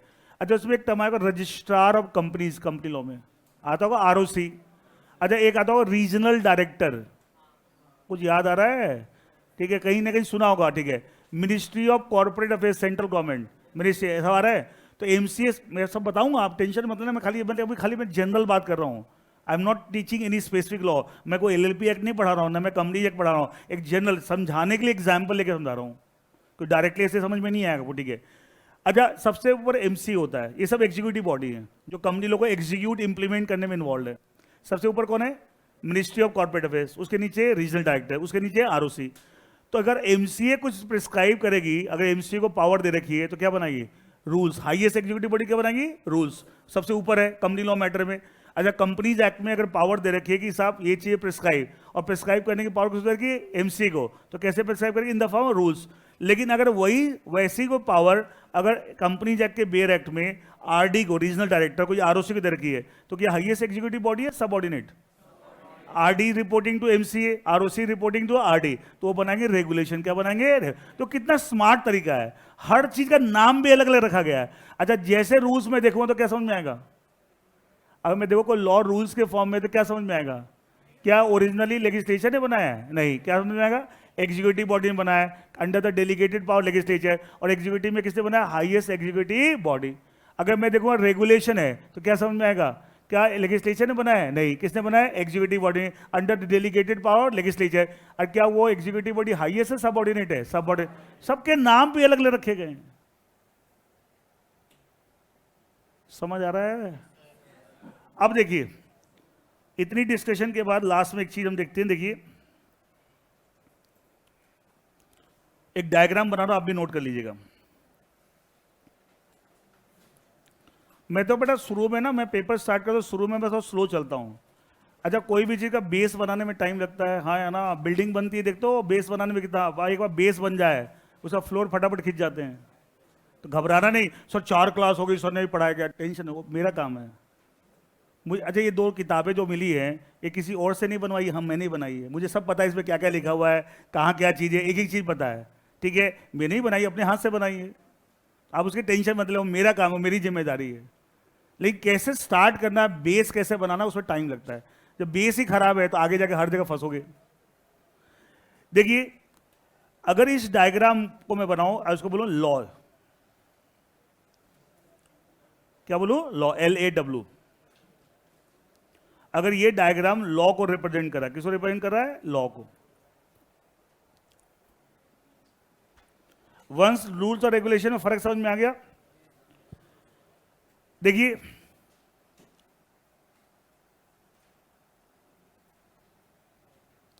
ये आपका है एक्ट,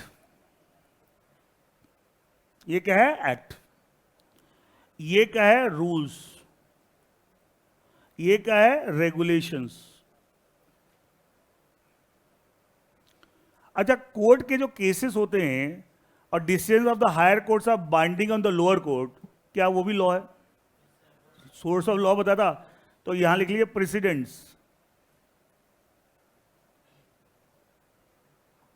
क्लियर। यहां लिख लिए कस्टम्स एंड ट्रेडिशंस, तो बता रहा customs and usage, establish practices. तो क्या लॉ में सारी चीजें आ गई? यस और नो? लॉ वाइडर है, एक्ट वाइडर है? लॉ वाइडर है। Act is a part of law, act is a part of law, yes और नो? लेकिन एक चीज बताइए, अगर मैं आपसे पूछूं लॉ का सबसे इंपॉर्टेंट पार्ट क्या है? अच्छा, बिना एक्ट के क्या रूल्स बन जाते?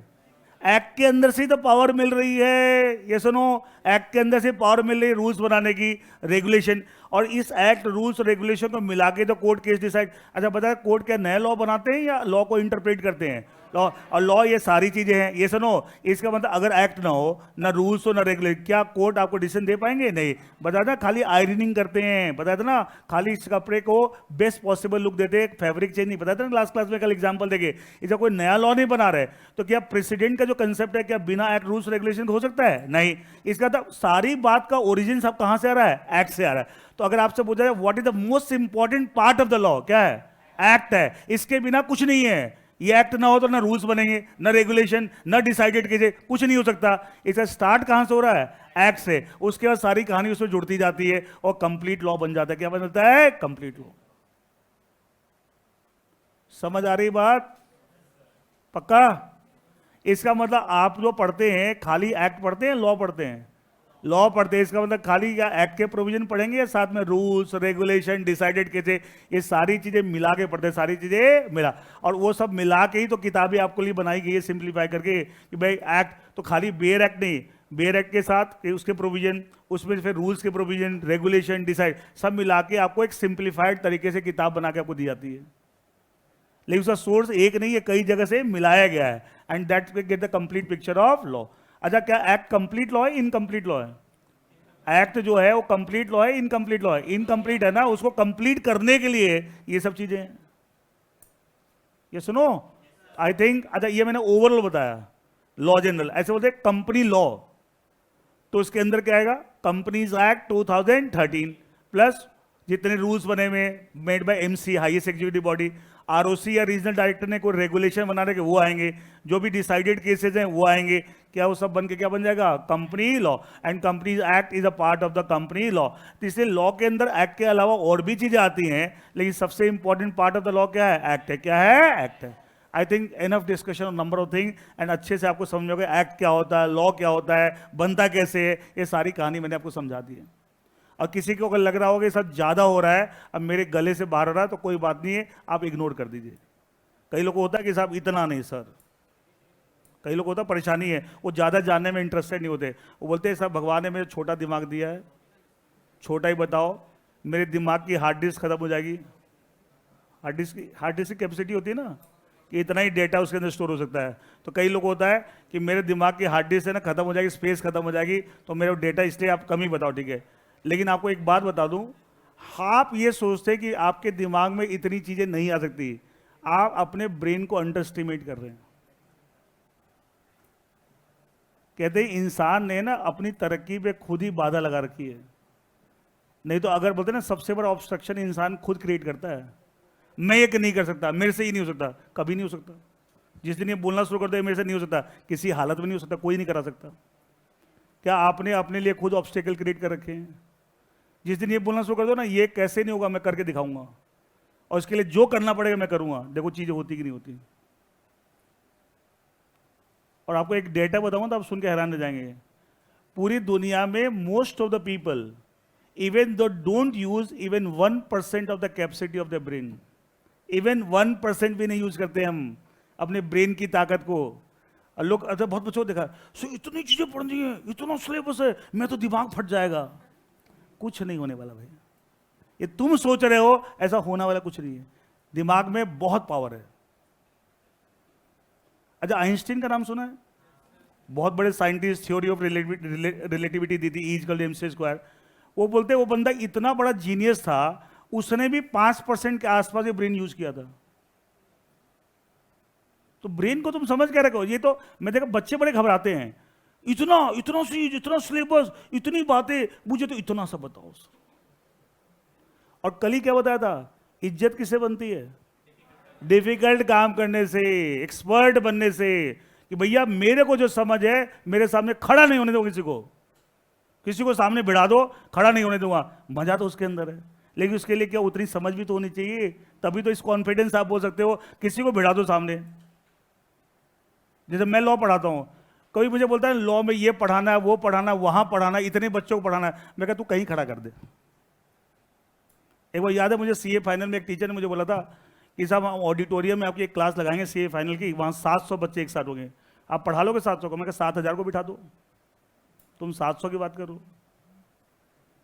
वो कॉन्फिडेंस आया कहां से कि चीजों की पकड़ बनाई है ना, मेहनत की है, तब वो कॉन्फिडेंस आता है, ऐसे थोड़ी आता है।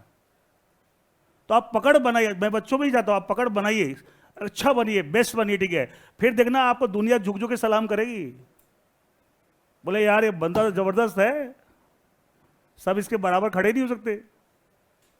और मजेदारी उसी के अंदर सक्सेस उसी बंदे को मिलती है, एक्स्ट्रा ऑर्डिनरी।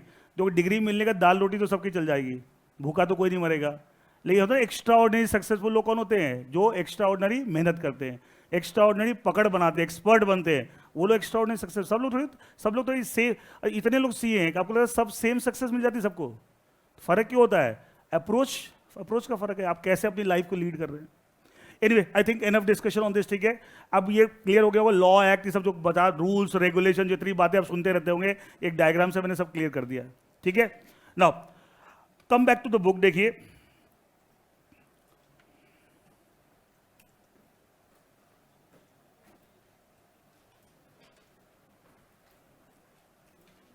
अच्छा, जो अभी 3 क्लास हमारी हो गई और चौथी क्लास भी आधी हो ही गई हमारी, ठीक है।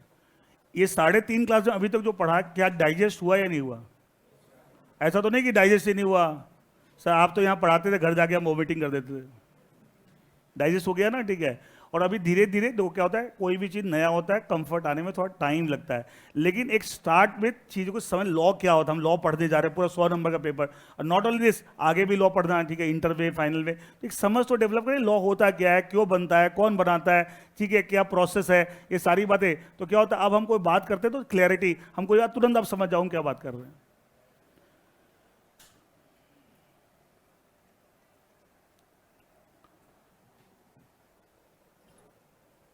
ये जो आपको मटेरियल दिया है, आई थिंक मटेरियल सबके पास है। अच्छा, जो बच्चे ऑनलाइन लाइव है उनके पास सबके मटेरियल है, अदरवाइज आपके आई थिंक गूगल ड्राइव पे डाल रखा है रवि जी, जो फर्स्ट चैप्टर के नोट्स जो हैं गूगल ड्राइव पे। तो जो बच्चे ऑनलाइन लाइव, किताबें डिस्पैच हो गई हैं और मिल जाएंगी, लेकिन तब फॉर द टाइमिंग आपके उस पर गूगल ड्राइव पे ऑलरेडी इस चैप्टर के नोट्स डले हुए हैं। पहला पेज मैंने पढ़ा दिया था, लॉ मेकिंग इन इंडिया। देखिए ये भी मैं बता चुका हूं, मैंने किताब से वैसे नहीं बोला था, लेकिन अदरवाइज मैं पढ़ा चुका हूं। लॉ मेकिंग इन इंडिया, अच्छा इंडिया में लॉ कैसे बनाया जाता है। अच्छा, लॉ मेकिंग प्रोसीजर और प्रोसेस। अच्छा, ये सिर्फ हम पार्लियामेंट के कॉन्टेक्स्ट में बात करें, सेम पैटर्न किसमें होगा? स्टेट, ठीक है। देखिए अब मैंने कल बताया भी था, याद बताया था, how the laws are made in the context law made by central legislature parliament, parliament के कॉन्टेक्स्ट में बात करें। Briefly following procedure is followed in making the law. When a law is proposed in parliament, it is called as a bill. पता है सबसे पहले क्या बनता है? बिल गवर्नमेंट की तरफ से इंट्रोड्यूस होता है। After discussion debate the law is pass in Lok Sabha, एक हाउस में पास होगा। There after it has to pass in Rajya Sabha, then it has to obtain the assent of the president of India. अच्छा, यही अगर स्टेट लेवल पर होता क्या होता? State legislative assembly, state legislative council, अगर काउंसिल है तो, नहीं तो खाली असेंबली। और लास्ट में कौन साइन करेगा? एसेंट का मतलब उसकी सिग्नेचर होंगे, उसकी कंसेंट होगी, ठीक है। And governor of the state, clear है। अच्छा, उसके बाद, अच्छा ये इसका मतलब अब जैसे प्रेसिडेंट के साइन होंगे, क्या वो एक्ट बन गया? अच्छा, ओरिजिनली क्या था? बिल प्रपोज, ये क्या है? प्रपोजल। और फाइनली जब वो आपको पास हो गया एंड प्रेसिडेंट के साइन, क्या बन गया? एक्ट। अच्छा, एक चीज एक्ट बन गया, तो अब सरकार को बताना कि हमने एक्ट बनवा दिया है, क्या हमने बनवा दिया, मतलब खुद नहीं बनाया है, बनवा दिया लेजिस्लेचर के थ्रू। प्रपोजल तो वही लेके आए थे। अच्छा, एक बात और जो कि बच्चे कंफ्यूज होते रहते हैं कि मैंने बताया सब जो बोलते हैं law is made by the government, मैंने कहा law is made by government गलत है सही है? गलत है। Law can only propose bill, पता ना प्रपोजल आप लेके आ सकते हैं। अच्छा कई बार सुना आपने कि गवर्नमेंट इस पे लॉ बनाने के सोच रही थी, बिल भी लाया लेकिन बिल पास नहीं हुआ, सुना है? सुना है? तो आप सोच के देखो, मैं कोई चीज प्रपोज कर रहा हूं और मैंने ही बनाना है, तो क्यों नहीं पास होगा? अच्छा मैं प्रपोज कर रहा हूं, इसका मैं तो चाहता हूं बने, तभी तो प्रपोज कर रहा हूं, तो फिर दिक्कत कहां है? इसका मतलब क्या है? प्रपोज सिर्फ सरकार कर सकती है, बनेगा किसके थ्रू? ले अच्छा सोच के देखिए, मान लिया कभी ऐसा हो, बताया था सेंट्रल गवर्नमेंट किसकी बनती है? जिसकी लोकसभा में मेजोरिटी, बताया था ना सब कुछ, ठीक है। मान लिया राज्यसभा में अब वो बिल गया, लोकसभा में पास हो गया, ठीक है, राज्यसभा में गया, राज्यसभा में 250 मेंबर है, मान लिया at a particular point time NDA के 100 ही हैं और 150 किसके हैं? वहां तो मेजोरिटी से मतलब नहीं, सरकार तो लोकसभा की मेजोरिटी से बन रही है। मान लीजिए एनडीए के 100 हैं और बाकी के 150 हैं, और 150 सारे इकट्ठे हो जाएं कि जी हमें इस पे वोट अगेंस्ट पे वोट करना है, क्या वो पास हो जाएगा? पास होने के लिए क्या चाहिए? मेजोरिटी मोर देन 50%, पास हो जाएगा। लेकिन सरकार ने तो प्रपोज किया था, लेकिन पास क्यों नहीं हुआ? अगर सरकार ही बनाती तो फिर पास हो जाना चाहिए था। समझ आ रहा है? कितनी बार होता है सरकार कोई बिल लेके आती है लेकिन पास नहीं होता, क्यों? कि सरकार थोड़ी बना रही है, वो तो पूरा लेजिस्लेचर बना रहा है। अब बातें क्लियर हो रही है, तो इसलिए कंफ्यूजन में नहीं रहना कि बहुत लोगों में देखा सरकार लॉ बनाती है, गजब है, वो इनिशिएट करती है, बिल लाती है, लेकिन बनाती वो नहीं है। बताता ना, ठीक है, पूरा स्ट्रक्चर लास्ट क्लास में सारा समझाया तुमने आपको, देखिए। अच्छा फाइनली जब बन जाएगा, एक्ट बन जाएगा, तो हम सारे पूरे हिंदुस्तान को कैसे पता लगेगा कि साहब ये तो इंटरनल मैटर ना, ये पार्लियामेंट में लोकसभा ने पास किया, राज्यसभा ने, प्रेसिडेंट ऑफ इंडिया, और हर बंदा वहां जाके थोड़ी बैठा है कि क्या हो रहा है। तो क्या सरकार जब बन जाएगा तो सरकार सारी जनता को कैसे बताएगी हमने ये एक्ट बनवा दिया है? कैसे कैसे बताएगी? क्या उसको ऑफिशियल गैजेट में छपवाएगी, किसमें छपवाएगी? ऑफिशियल गैजेट समझिए सरकार का एक डॉक्यूमेंट है जिसके अंदर सरकार पब्लिक को कुछ भी बताना चाहती है उसमें छाप देती है, और ये पब्लिक डॉक्यूमेंट है, कोई भी इसको ले सकता है। ये आपको गवर्नमेंट की मिनिस्ट्री की वेबसाइट पे अवेलेबल होता है, हार्ड कॉपी प्रिंटेड मार्केट में सेल भी होते हैं। एंड इससे क्या होता है? Public at large. मैं एक छोटा सा एग्जाम्पल देता हूँ।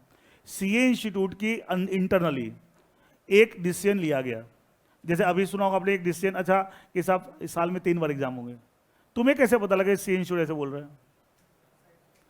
तो इसका कहीं छपवाया ना उन्होंने, उसको पब्लिश ऑन द वेबसाइट, ये सुनो। तभी तो अगर मान लीजिए इंटरनली मान लीजिए सीए इंस्टीट्यूट के जो गवर्निंग मेंबर हैं वो लोग कोई डिसाइड कर लें और कुछ उसको कहीं पब्लिश नहीं करें इन द पब्लिक डोमेन, क्या आपको हमें पता लग जाएगा? तो इसी तरह सरकार ने ये बनवा लिया, बिल बनवा के पार्लियामेंट के थ्रू पास करवा लिया, ठीक है, बनवा लिया मतलब खुद नहीं बनाया, ध्यान गया, इसका मतलब क्या पब्लिक को पता लग गया? तो पब्लिक को पता लगने के लिए कुछ तो करना पड़ेगा। जैसे सीए इंस्टीट्यूट ने एक डिसीजन लिया तो हमें पता लगने, उसने अपनी वेबसाइट पे डाला, एक नोटिफिकेशन निकाला, तो क्या वैसे गवर्नमेंट कुछ भी करती है तो क्या करती है? उसको फिर छपवाती है एक डॉक्यूमेंट। डॉक्यूमेंट का नाम क्या है? Official gadget. क्या नाम है? ऑफिशियल। उससे क्या होता है? सारे हिंदुस्तान को पता लग जाता है कि साहब ऐसे ऐसे ये एक्ट बना है, और उस ऑफिशियल गैजेट में ये भी लिखा होगा कि एक्ट किस दिन से इफेक्टिव होगा। क्या होगा? किस दिन से इफेक्टिव होगा, डेट भी लिखी होगी। देखिए क्या लिखा हुआ? Finally the law will be notified by the government in the publication called the official gazette. उस डॉक्यूमेंट का नाम क्या है? Official gazette of India. Official gazette of India. The law will become applicable from which date? The date mention in the notification. जो आपने notify किया है, notification process को बोल रहे हैं, नहीं बोलते सीए इंस्टीट्यूट का एक नोटिफिकेशन आया, तो नोटिफिकेशन क्या पब्लिश कहाँ हुआ है? वेबसाइट में या किसी डॉक्यूमेंट में। और नोटिफिकेशन में डेट भी लिखो किस दिन से इफेक्टिव होगा, और एक बार वो इफेक्टिव हो गया, वो क्या होगा? एक्ट हो गया for the country. Same procedure क्या स्टेट लेवल पे फॉलो होता है, बस खाली वहां पे प्रेसिडेंट की जगह क्या होगा? वहां की जो लेजिस्लेटिव बॉडी है और साथ में गवर्नर ऑफ द स्टेट। ये सब मैंने लास्ट क्लास में बता दिया था, तो खाली पढ़वा भी रहा हूं, ठीक है, क्लियर है? Now we move on to types of laws in the Indian legal system. Types of laws in the Indian legal system.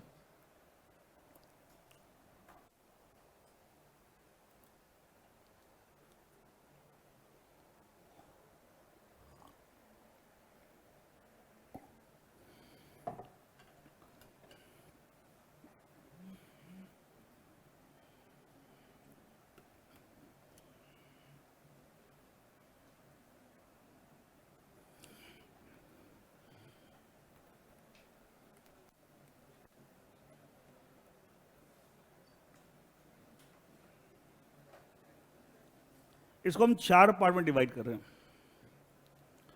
Criminal law, civil law,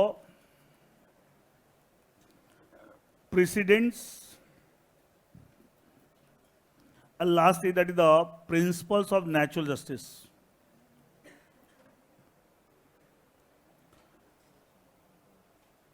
Criminal law, civil law, precedents, principles of natural justice.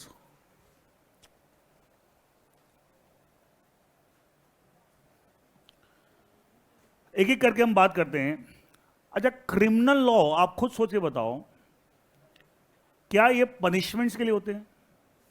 किसी ने कोई offence किया, like चोरी की, murder किया, डकैती की, ये सुनो रेप किया, तो ये सब क्या है? क्रिमिनल मैटर्स है, सिविल मैटर है? क्रिमिनल. क्या उसके लिए जेल भी होती है? अच्छा, क्रिमिनल लॉ का मेन पर्पस क्या होता है? कि एक बंदे ने जो गलत काम किया, ऑफेंस किया, उसके लिए उसे पनिश करना. उसे क्या करना? पनिश. तो क्या क्रिमिनल लॉज में क्या इम्प्रिजनमेंट का कंसेप्ट भी होता है? क्या इम्प्रिजनमेंट जेल, क्या जेल का कंसेप्ट भी होता है? ये सुनो कि अगर कोई बंदा गिल्टी पाएगा कि साहब इसने ये ऑफेंस किया है, तो खाली फाइन लगाते हैं या ये जेल भी होती है? जेल. जेल को कहते हैं इम्प्रिजनमेंट. क्या बोलते हैं? इम्प्रिजनमेंट. इम्प्रिजनमेंट. अच्छा, ऑन द अदर हैंड जो सिविल लॉज होते हैं, सिविल लॉज होते हैं, क्या ये कोई आपने कोई समाज के खिलाफ कोई गलत काम किया या कोई पर्सनल इश्यूज हैं? जैसे पर्सनल इश्यूज है, वो समाज वाला काम क्रिमिनल, किसी का मर्डर कर दिया, तो एक तरह देखा जाए पर्सनल इशू नहीं है, एक तरह से ऑफेंस अगेंस्ट द सोसाइटी है, गलत काम किया आपने, ठीक है. अच्छा, जैसे मान ले दो लोग के बीच में प्रॉपर्टी को लेकर कोई झगड़ा है, तो ये क्रिमिनल मैटर है, सिविल मैटर है? अच्छा, दो लोग के बीच में एक कॉन्ट्रैक्ट है, उस कॉन्ट्रैक्ट में जो बातें तय हुई उसको कोई पार्टी नहीं मान रहा, क्या उसको ब्रीच ऑफ कॉन्ट्रैक्ट बोलेंगे? क्या बोलेंगे? ब्रीच. तो ये matter civil matter, criminal matter है? सिविल में. तो जब दो लोग के आपस के कोई इश्यूज हैं, like breach of contract, like property dispute, आपने किसी को माल बेच दिया उधार पे और ड्यू, आपको क्रेडिट पीरियड ओवर हो गया, सामने वाला पेमेंट नहीं कर रहा, सिविल में डिस्प्यूट हो जाएगा? सिविल मैटर है, क्रिमिनल मैटर है? Civil matter.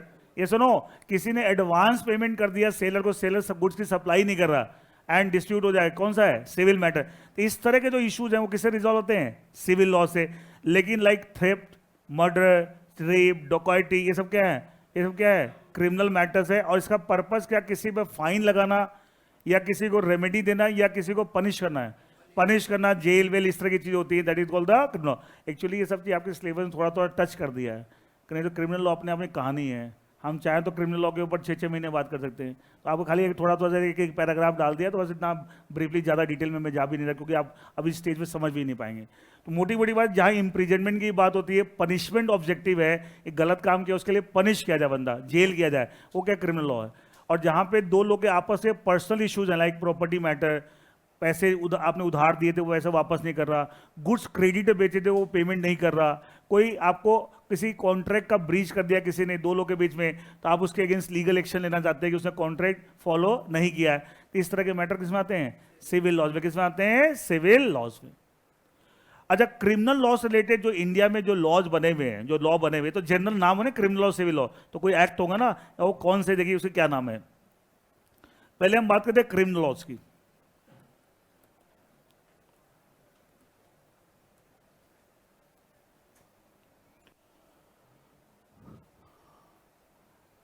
क्रिमिनल लॉ में एक है आपका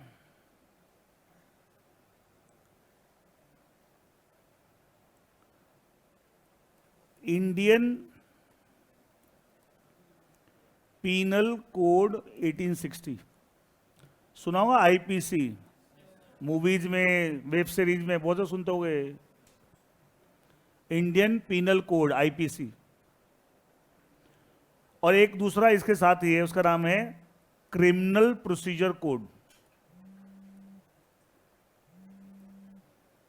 क्रिमिनल प्रोसीजर कोड 1973. ये सीपीसी नहीं, इसको बोलते हैं सीआरपीसी. ये सीआर यहां से लिया है, पीसी. सीपीसी किसी और को बोलते हैं, वो भी आएगा अभी. Criminal procedure code, CRC capital, R small, ये से लिया है क्रिमिनल, सीआरपीसी. तो जब हम इंडिया में क्रिमिनल लॉ की बात करते हैं तो दोनों लॉज की बात करते हैं, Indian penal code IPC and criminal procedure code CRPC. ये दोनों मिलके क्रिमिनल लॉ है. इसमें तो ये दे रखा है कि साहब अलग अलग क्राइम के बारे में, कि मर्डर किसे कहते हैं, थेफ्ट किसे कहते हैं, ठीक है, डकैती किसे कहते हैं, ये अलग अलग आपको ऑफेंस के बारे में दे रखा है. और उस ऑफेंस को प्रूव करने के लिए प्रोसीजर क्या होगा, वो कहां दे रखा है इसमें। तो क्या ये नाम देखो ना, क्या लिखा, क्रिमिनल। अच्छा, जो कोर्ट में केसेस चलते हैं, तो क्या वो केसेस को कैसे चलाया जाता है, उसका कोई प्रोसीजर होगा। वो सब प्रोसीजर कहाँ लिखे होते हैं, क्रिमिनल प्रोसीजर कोड 1973। तो क्या ये जो लॉ सीआरपीसी, क्या इसको सपोर्ट करता है। ये तो बता रहा है क्या क्या चीजें ऑफेंसेस हैं, किस ऑफेंस का मतलब क्या है, मर्डर किसे कहते हैं, डॉकेटी, क्या अलग अलग ऑफेंस के बारे में। अब उसको प्रूव करने के लिए प्रोसीजर क्या है, वो कहां दे रखा है, criminal procedure code 1973। Is that clear. जो सिविल लॉ है, जहां तक सिविल लॉ की बात है,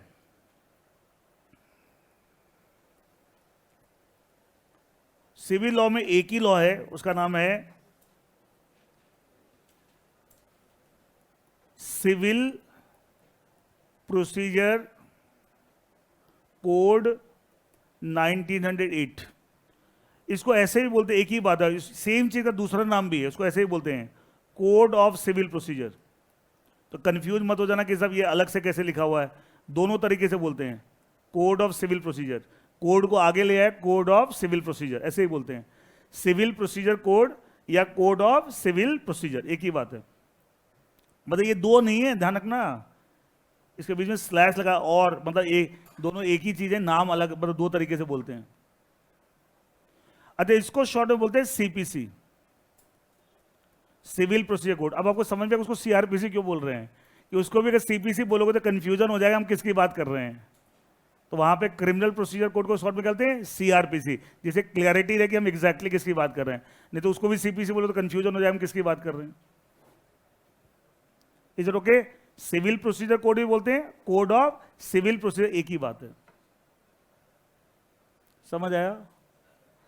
एक बार मैं सिविल लॉ में आपको बुक से भी देखते हैं, देखिए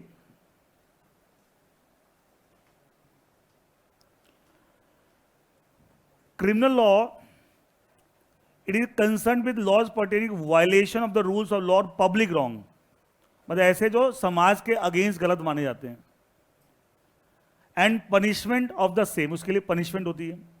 criminal law is govern under the Indian penal code 1860 and the code of, अच्छा वही क्रिमिनल प्रोसीजर कोड या कोड ऑफ, ऐसे बोलते थे, सिविल प्रोसीजर कोड या कोड ऑफ क्रिमिनल, वैसे सेम ऐसे इसको भी दो तरीके बोलते हैं, क्रिमिनल प्रोसीजर कोड या कोड ऑफ क्रिमिनल प्रोसीजर, एक ही बात है। CRPC, the Indian penal code defines the crime, कि क्राइम क्या होता है, इट्स नेचर, पनिशमेंट, ये सब दे रखा है। Where the criminal procedure code defines the exhaustive procedure for executing the punishment of the crime, कि भैया किसी ने अगर वो क्राइम किए जो आईपीसी में दे रखे हैं, तो उसके लिए कैसे उसे पनिश किया जाएगा, उसके लिए क्या प्रोसीजर फॉलो किया जाएगा, ये सब कहां दे रखा है, अंडर द सीआरपीसी। जैसे कुछ क्राइम के एग्जाम्पल दे रखे हैं, murder, rape, theft, fraud, cheating, ये सब क्या है, क्राइम है। असॉल्ट, असॉल्ट मतलब किसी को मारना पीटना, ठीक है, are some examples of criminal offences under the law. इसके अलावा और भी बहुत सारे क्रिमिनल ऑफेंसेस है, but these are some of the examples. Is it okay, clear है। एक बात बताता हूं इसको क्रिमिनल लॉ के ऊपर, कई बार आपने, अच्छा जो इंडियन पीनल कोड है, इसको हिंदी में क्या बोलते हैं, ये तो इंग्लिश है, इंडियन पीनल कोड, हिंदी में क्या बोलते हैं। एक तो बोलते हैं भारतीय दंड संहिता ही बोलते हैं इसको, क्या बोलते हैं, भारतीय, कई लोग बोलते हैं सही, हिंदी हिंदी इतनी आसान नहीं है, भारतीय दंड संहिता। और इसका एक और पुराना नाम भी है, ताजी रादे हिंद, ये उर्दू है, हिंदी भी नहीं है, उर्दू है, ताजी रादे हिंद इंडियन। अच्छा मैं एक सिचुएशन बताता हूँ, आप सुनना और आपको कुछ याद आएगा। कई बार देखना मूवीज में दिखाते हैं कि जब मान ली किसी अगेंस्ट मर्डर का केस चल रहा है, मतलब मान ली एक अगेंस्ट मर्डर का केस चल रहा है। अच्छा मैंने बताया क्राइम जो होते हैं, क्या वो किसी पर्टिकुलर पर्सन के अगेंस्ट गलत काम होता है या अगेंस्ट द सोसाइटी। एक चलिए मैं यहां और बताता हूं आपको, देखिए आप मूवीज वगैरह देखते हो तो आपको और मूवीज भी अच्छे समझ में आएगी सब ये कह रहा है। हम बोलते हैं क्रिमिनल लॉ जो होता है, सॉरी क्रिमिनल लॉ बोला हूं, जो क्राइम होता है, जो क्राइम होता है, यहां लिख लेते हैं, ये ऐसे करते हैं, जो क्रिमिनल ऑफेंसेस होते हैं, जो क्रिमिनल ऑफेंसेस होते हैं, दे आर, ये नोट करना कर लीजिए, they are considered wrong against the society. They are considered a wrong against the society. इसे सोसाइटी के अगेंस्ट गलत माना जाता है, किसी पर्टिकुलर पर्सन के अगेंस्ट गलत नहीं माना जाता, पूरे समाज के खिलाफ आपने गलत किया है। इसलिए क्रिमिनल ऑफेंसेस को हम पब्लिक रॉन्ग भी बोलते हैं। क्या बोलते हैं? Public wrong, wrong against the public. Criminal offence is also called है public wrong. Criminal offence is also called है the public wrong, wrong against the public. किसी एक व्यक्ति के अगेंस्ट आपने गलत नहीं किया है, पूरे समाज के खिलाफ गलत काम किया है, जिसको पब्लिक रॉन्ग भी बोलते हैं या रॉन्ग अगेंस्ट द सोसाइटी।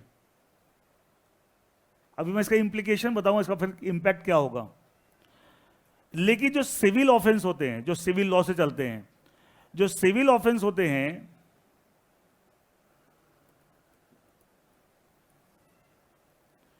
इसको बोलते हैं प्राइवेट रॉन्ग। क्या बोलते हैं? Private wrong. वो क्या था? Public wrong. ये क्या है? Private wrong. Is wrong against the society, wrong against the particular person, wrong against the particular. समझ में आने लगा? Wrong against the particular person, wrong against the particular person. Private wrong, private बात है, public का कोई लेना नहीं इसमें। Private wrong, wrong against the particular person. Clear है? अब मैं इसका एक इंप्लीकेशन, पहले एग्जांपल देके समझिए। पहले मैं सिविल की बात करता हूं। मान लिया they are two person A and B, इनके बीच में एक कॉन्ट्रैक्ट है। अच्छा, कॉन्ट्रैक्ट का मतलब कॉन्ट्रैक्ट में कई सारे बातें होगी जो ए और बी दोनों को माननी है, हाँ है ना? अच्छा, बी अगर उन बातों को मानने से मना कर रहा है तो क्या वो ब्रीच कर रहा है? क्या वो ब्रीच ऑफ कॉन्ट्रैक्ट कर रहा है? तो क्या ये प्राइवेट रॉन्ग है, पब्लिक रॉन्ग है? अच्छा, बी ने जो गलत किया, किसके अगेंस्ट गलत किया? ए, बाकी को क्या मतलब है? तो क्या ये सिविल रॉन्ग है, क्रिमिनल रॉन्ग है? सिविल। ऐसा प्राइवेट रॉन्ग, प्राइवेट रॉन्ग। तो बी ने जो किया वो ए के अगेंस्ट किया है, तो इस केस में बी के अगेंस्ट कोर्ट में कौन जाएगा?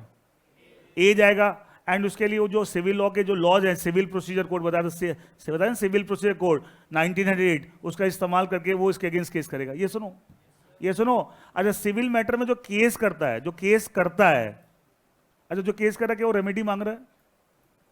रेमेडी समझते हो भाई? आपके साथ कुछ गलत हुआ, आप जस्टिस मांग रहे हो, तो क्या मांग रहे हो? रेमेडी। क्या मांग रहे हो? रेमेडी। इसका जो रेमेडी मांगता है वही सूट केस करता है। तो सिविल मैटर में जो केस फाइल करता है उसको बोलते हैं प्लेंटिव। लिख लो, उसको क्या बोलते हैं? प्लेंटिव। प्लेंटिव लिख लो बेटा। Person who files a suit. Case को आम भाषा में बोलते हैं केस फाइल कर दिया। वो टेक्निकली सिविल मैटर में क्या बोलते हैं? सूट बोलते हैं। क्या बोलते हैं? Suit, SUIT। तो ए बी के अगेंस्ट सूट फाइल कर रहा है। Who is filing the suit against whom? A is filing the suit against B, क्यों? बी ने गलत किया, बी ने ब्रीच ऑफ कॉन्ट्रैक्ट किया। तो जो सूट फाइल करेगा, person who files a suit, वो क्या कहलाएगा? अरे वो क्या कहलाएगा? प्लेंटिव। उस बंदे को क्या बोलेंगे? प्लेंटिव। वर्ड्स पता होने चाहिए, फिर वही नहीं तो अटर पटर बोलते बच्चे, ठीक है? शब्द ही नहीं पता तो पूरे। जो सूट फाइल, जो डॉक्यूमेंट आप फाइल कर रहे हो, जिसमें आप आरोप लगा रहे हो, उस डॉक्यूमेंट को क्या बोलेंगे? सूट। और जो फाइल कर रहा है उसे क्या बोलेंगे? प्लेंटिव। क्या बोलेंगे? प्लेंट। इसलिए सूट को एक दूसरा नाम इसको प्लेंट भी बोलते हैं। क्या बोलते हैं? प्लेंट। क्या प्लेंट वर्ड से बना है प्लेंटिव? हाँ या ना? तो प्लेंट क्या बंदे को बोल रहे हैं, डॉक्यूमेंट को बोल रहे हैं? डॉक्यूमेंट जिसके में आप आरोप लगा रहे हैं कि साहब इसने ये मेरे साथ गलत किया, ऑल दैट, अब मुझे रेमेडी चाहिए, उसको क्या बोलते हैं? प्लेंट या सूट। और जो फाइल कर रहा है उसे क्या बोलेंगे? प्लेंटिव। क्या बोलेंगे? प्लेंटिव। जिसके अगेंस्ट फाइल कर रहे हैं, सॉरी मैंने, अच्छा हाँ, मैंने बोला बी ने ब्रीच किया, तो मैंने बोला बी ने ब्रीच किया, ए अप्लाई कर रहा है, तो जिसके अगेंस्ट फाइल कर रहे हैं उसको बोलेंगे डिफेंडेंट। क्या बोलेंगे? डिफेंड। अच्छा, ए बी के अगेंस्ट क्या करेगा? आरोप लगाएगा ना, इसने ये गलत किया, ये गलत किया, मुझे रेमेडी चाहिए। तो क्या बी क्या करेगा? सोच के देखो, बी क्या करेगा? आप पे कोई आरोप लगा, आप क्या करोगे? अपने को डिफेंड करोगे ना। तो जो डिफेंड करेगा उसको क्या बोलेंगे? डिफेंडेंट। क्या बोलेंगे? Defendant. Defendant, DEFENDENT, plaintiff, defendant. और जो आपने केस फाइल किया, जिसको आम भाषा में केस बोले, टेक्निकली क्या बोलते हैं? सूट या प्लेंट भी बोलते हैं। the person who is filing it is called as the plaintiff, and the person against whom it is filed is called as the defendant. ये सब वर्ड्स यूज होते रहते हैं, प्लेंटिव, डिफेंडेंट, सूट, प्लेंट, आपको पता होना इसका मतलब क्या है?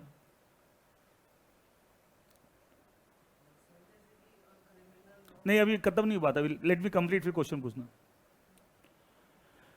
यहां तक ठीक है? अच्छा, इस केस में अगर बी ने कॉन्ट्रैक्ट का ब्रीच किया, या ए और बी ने बीच में मान लिया आपको ए ने कुछ पैसे उधार बी को दिए थे, और बात तय हुई थी कि इतने दिन बाद बी पैसे इंटरेस्ट के साथ वापस कर देगा, लेकिन बी वापस नहीं कर रहा। कौन गलत कर रहा है? बी। अच्छा, क्या ये प्राइवेट रॉन्ग है या क्या सिविल मैटर है, क्रिमिनल मैटर है? सिविल। तो इसके ए उसके अगेंस्ट एक्शन लेगा, बाकी को क्या मतलब है? बता, मनी मैटर्स के डिस्प्यूट हैं, प्रॉपर्टी के डिस्प्यूट हैं, कॉन्ट्रैक्ट से रिलेटेड डिस्प्यूट हैं, ये सब क्या है? सिविल मैटर है। तो ये क्या प्राइवेट रॉन्ग है। तो कह सकते हैं B had done a wrong against A, खाली एक बंदे के अगेंस्ट आपने रॉन्ग किया है, पूरे समाज के अगेंस्ट रॉन्ग नहीं किया। तो इसमें समाज का कोई रोल नहीं है, जिसके अगेंस्ट गलत किया वो आपके अगेंस्ट कोर्ट में जाएगा और वो रेमेडी क्लेम करेगा, तो वो आपके अगेंस्ट क्या फाइल करेगा? सूट या प्लेंट, और वो क्या कहलाएगा? प्लेंटिव। आप क्या कहलाएंगे? डिफेंडेंट। क्लियर है यहां तक? अब आते हैं क्रिमिनल मैटर की बात। मैंने बोला क्रिमिनल मैटर में क्या क्रिमिनल ऑफेंस को क्या बोलते हैं? प्राइवेट रॉन्ग और public wrong? And it's wrong against the society, समाज के खिलाफ आपने गलत काम किया है। जैसे मान लिया, एग्जाम्पल लेते हैं, किसी ए के ऊपर ये आरोप है, एलिगेशन, इंग्लिश में बोलते हैं एलिगेशन, हिंदी में क्या बोलते हैं? आरोप। अच्छा, जिस पर आरोप लगाते उसे कहते हैं आरोपी, सुना होगा। इंग्लिश में क्या बोलते हैं? हाँ, इंग्लिश में आरोपी। अरे जिसको हिंदी में कल्प्रिट नहीं बेटा, कल्प्रिट तो आपको जो प्रूव हो जाएगा। अच्छा, आरोप लगाने का मतलब क्या प्रूव हो गया?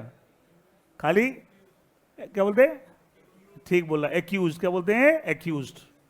जो आरोपी होता है जिसमें सिर्फ आरोप लगा है, एलिगेशन लगे हैं, उसको कहते हैं एक्यूज। ACCUSED, accused.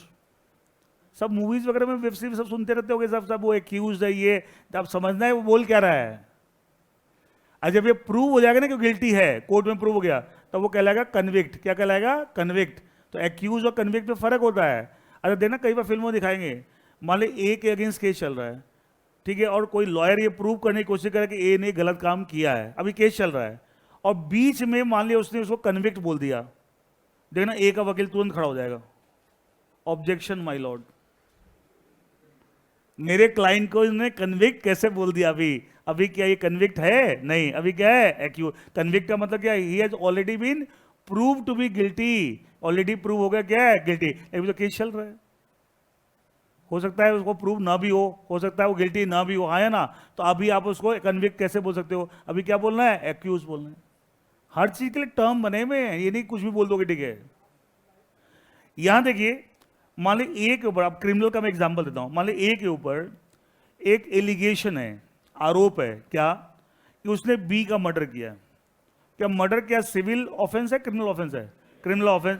मान ली ए के ऊपर आरोप है कि उसने बी का मर्डर किया। क्या किया है? बी का मर्डर। मान ली बी का मर्डर हो चुका है, अब सवाल उठता है किसने मर्डर किया, तो किसी ने किसी पर केस चलता है, तो मान लिया आरोप किस पे लग गया? ए के ऊपर, कि ए ने बी का मर्डर, बी की तो ऑलरेडी डेथ हो चुकी है, बी का मर्डर हो चुका है। अब सवाल उठता है कि हु हैज मर्डर्ड बी, तो उसमें ए के ऊपर केस चल रहा है कि साहब पुलिस ने उसको अरेस्ट कर लिया और आरोप लगाया कि साहब ए ने ही बी का मर्डर किया। अच्छा, पुलिस का आरोप लगा सकती है, प्रूव करेगी, मतलब डिसाइड करेगी। डिसाइड कौन करे? कोर्ट करेगा ना। फिल्मों दिखाते हैं पुलिस अरेस्ट करके कोर्ट में पेश करती है ना। पुलिस का एग्जीक्यूटिव बॉडी है, जुडिशियरी बॉडी है? एग्जीक्यूटिव, वो खाली आरोप लगा सकती है, बस बताया था ना, डिसाइड तो कोर्ट करेगा ना। Is that clear? अब देखिए, अब ए के ऊपर ये आरोप लग गया कि साहब he has murdered B, case चल रहा है, तो इसने जो ऑफेंस किया it's a wrong against a particular person. क्या इसने खाली बी के अगेंस्ट गलत काम किया? Against the entire society, against the entire. बेटा कोई प्रॉब्लम है क्या? आपसे पूछ रहा हूं, कोई प्रॉब्लम है क्या? नहीं, मुझे लग रहा है कुछ आपको समस्या है, आपको बीच बीच में लग रहा है कि पता नहीं क्या हो रहा है। नहीं, कुछ ऐसा अगर दिक्कत है तो मुझे बताओ, समझ में आ रहा है तो ठीक है, नहीं समझ में आया तो मुझे दिक्कत बताओ, सब मुझे दिक्कत है। और अगर आपको लगता है कि हम वो जो बैठ के 2 + 2 4 करते थे वही पढ़ाई है, तो पढ़ाई उसके बियॉन्ड बहुत कुछ है। अगर आपको लगता है वही पढ़ाई है तो मैं आपको बता दूं, पढ़ाई उसके बियॉन्ड वो कुछ नहीं है। अजय 2 + 2 4 जो करते हो कैलकुलेटर से कर सकते हो?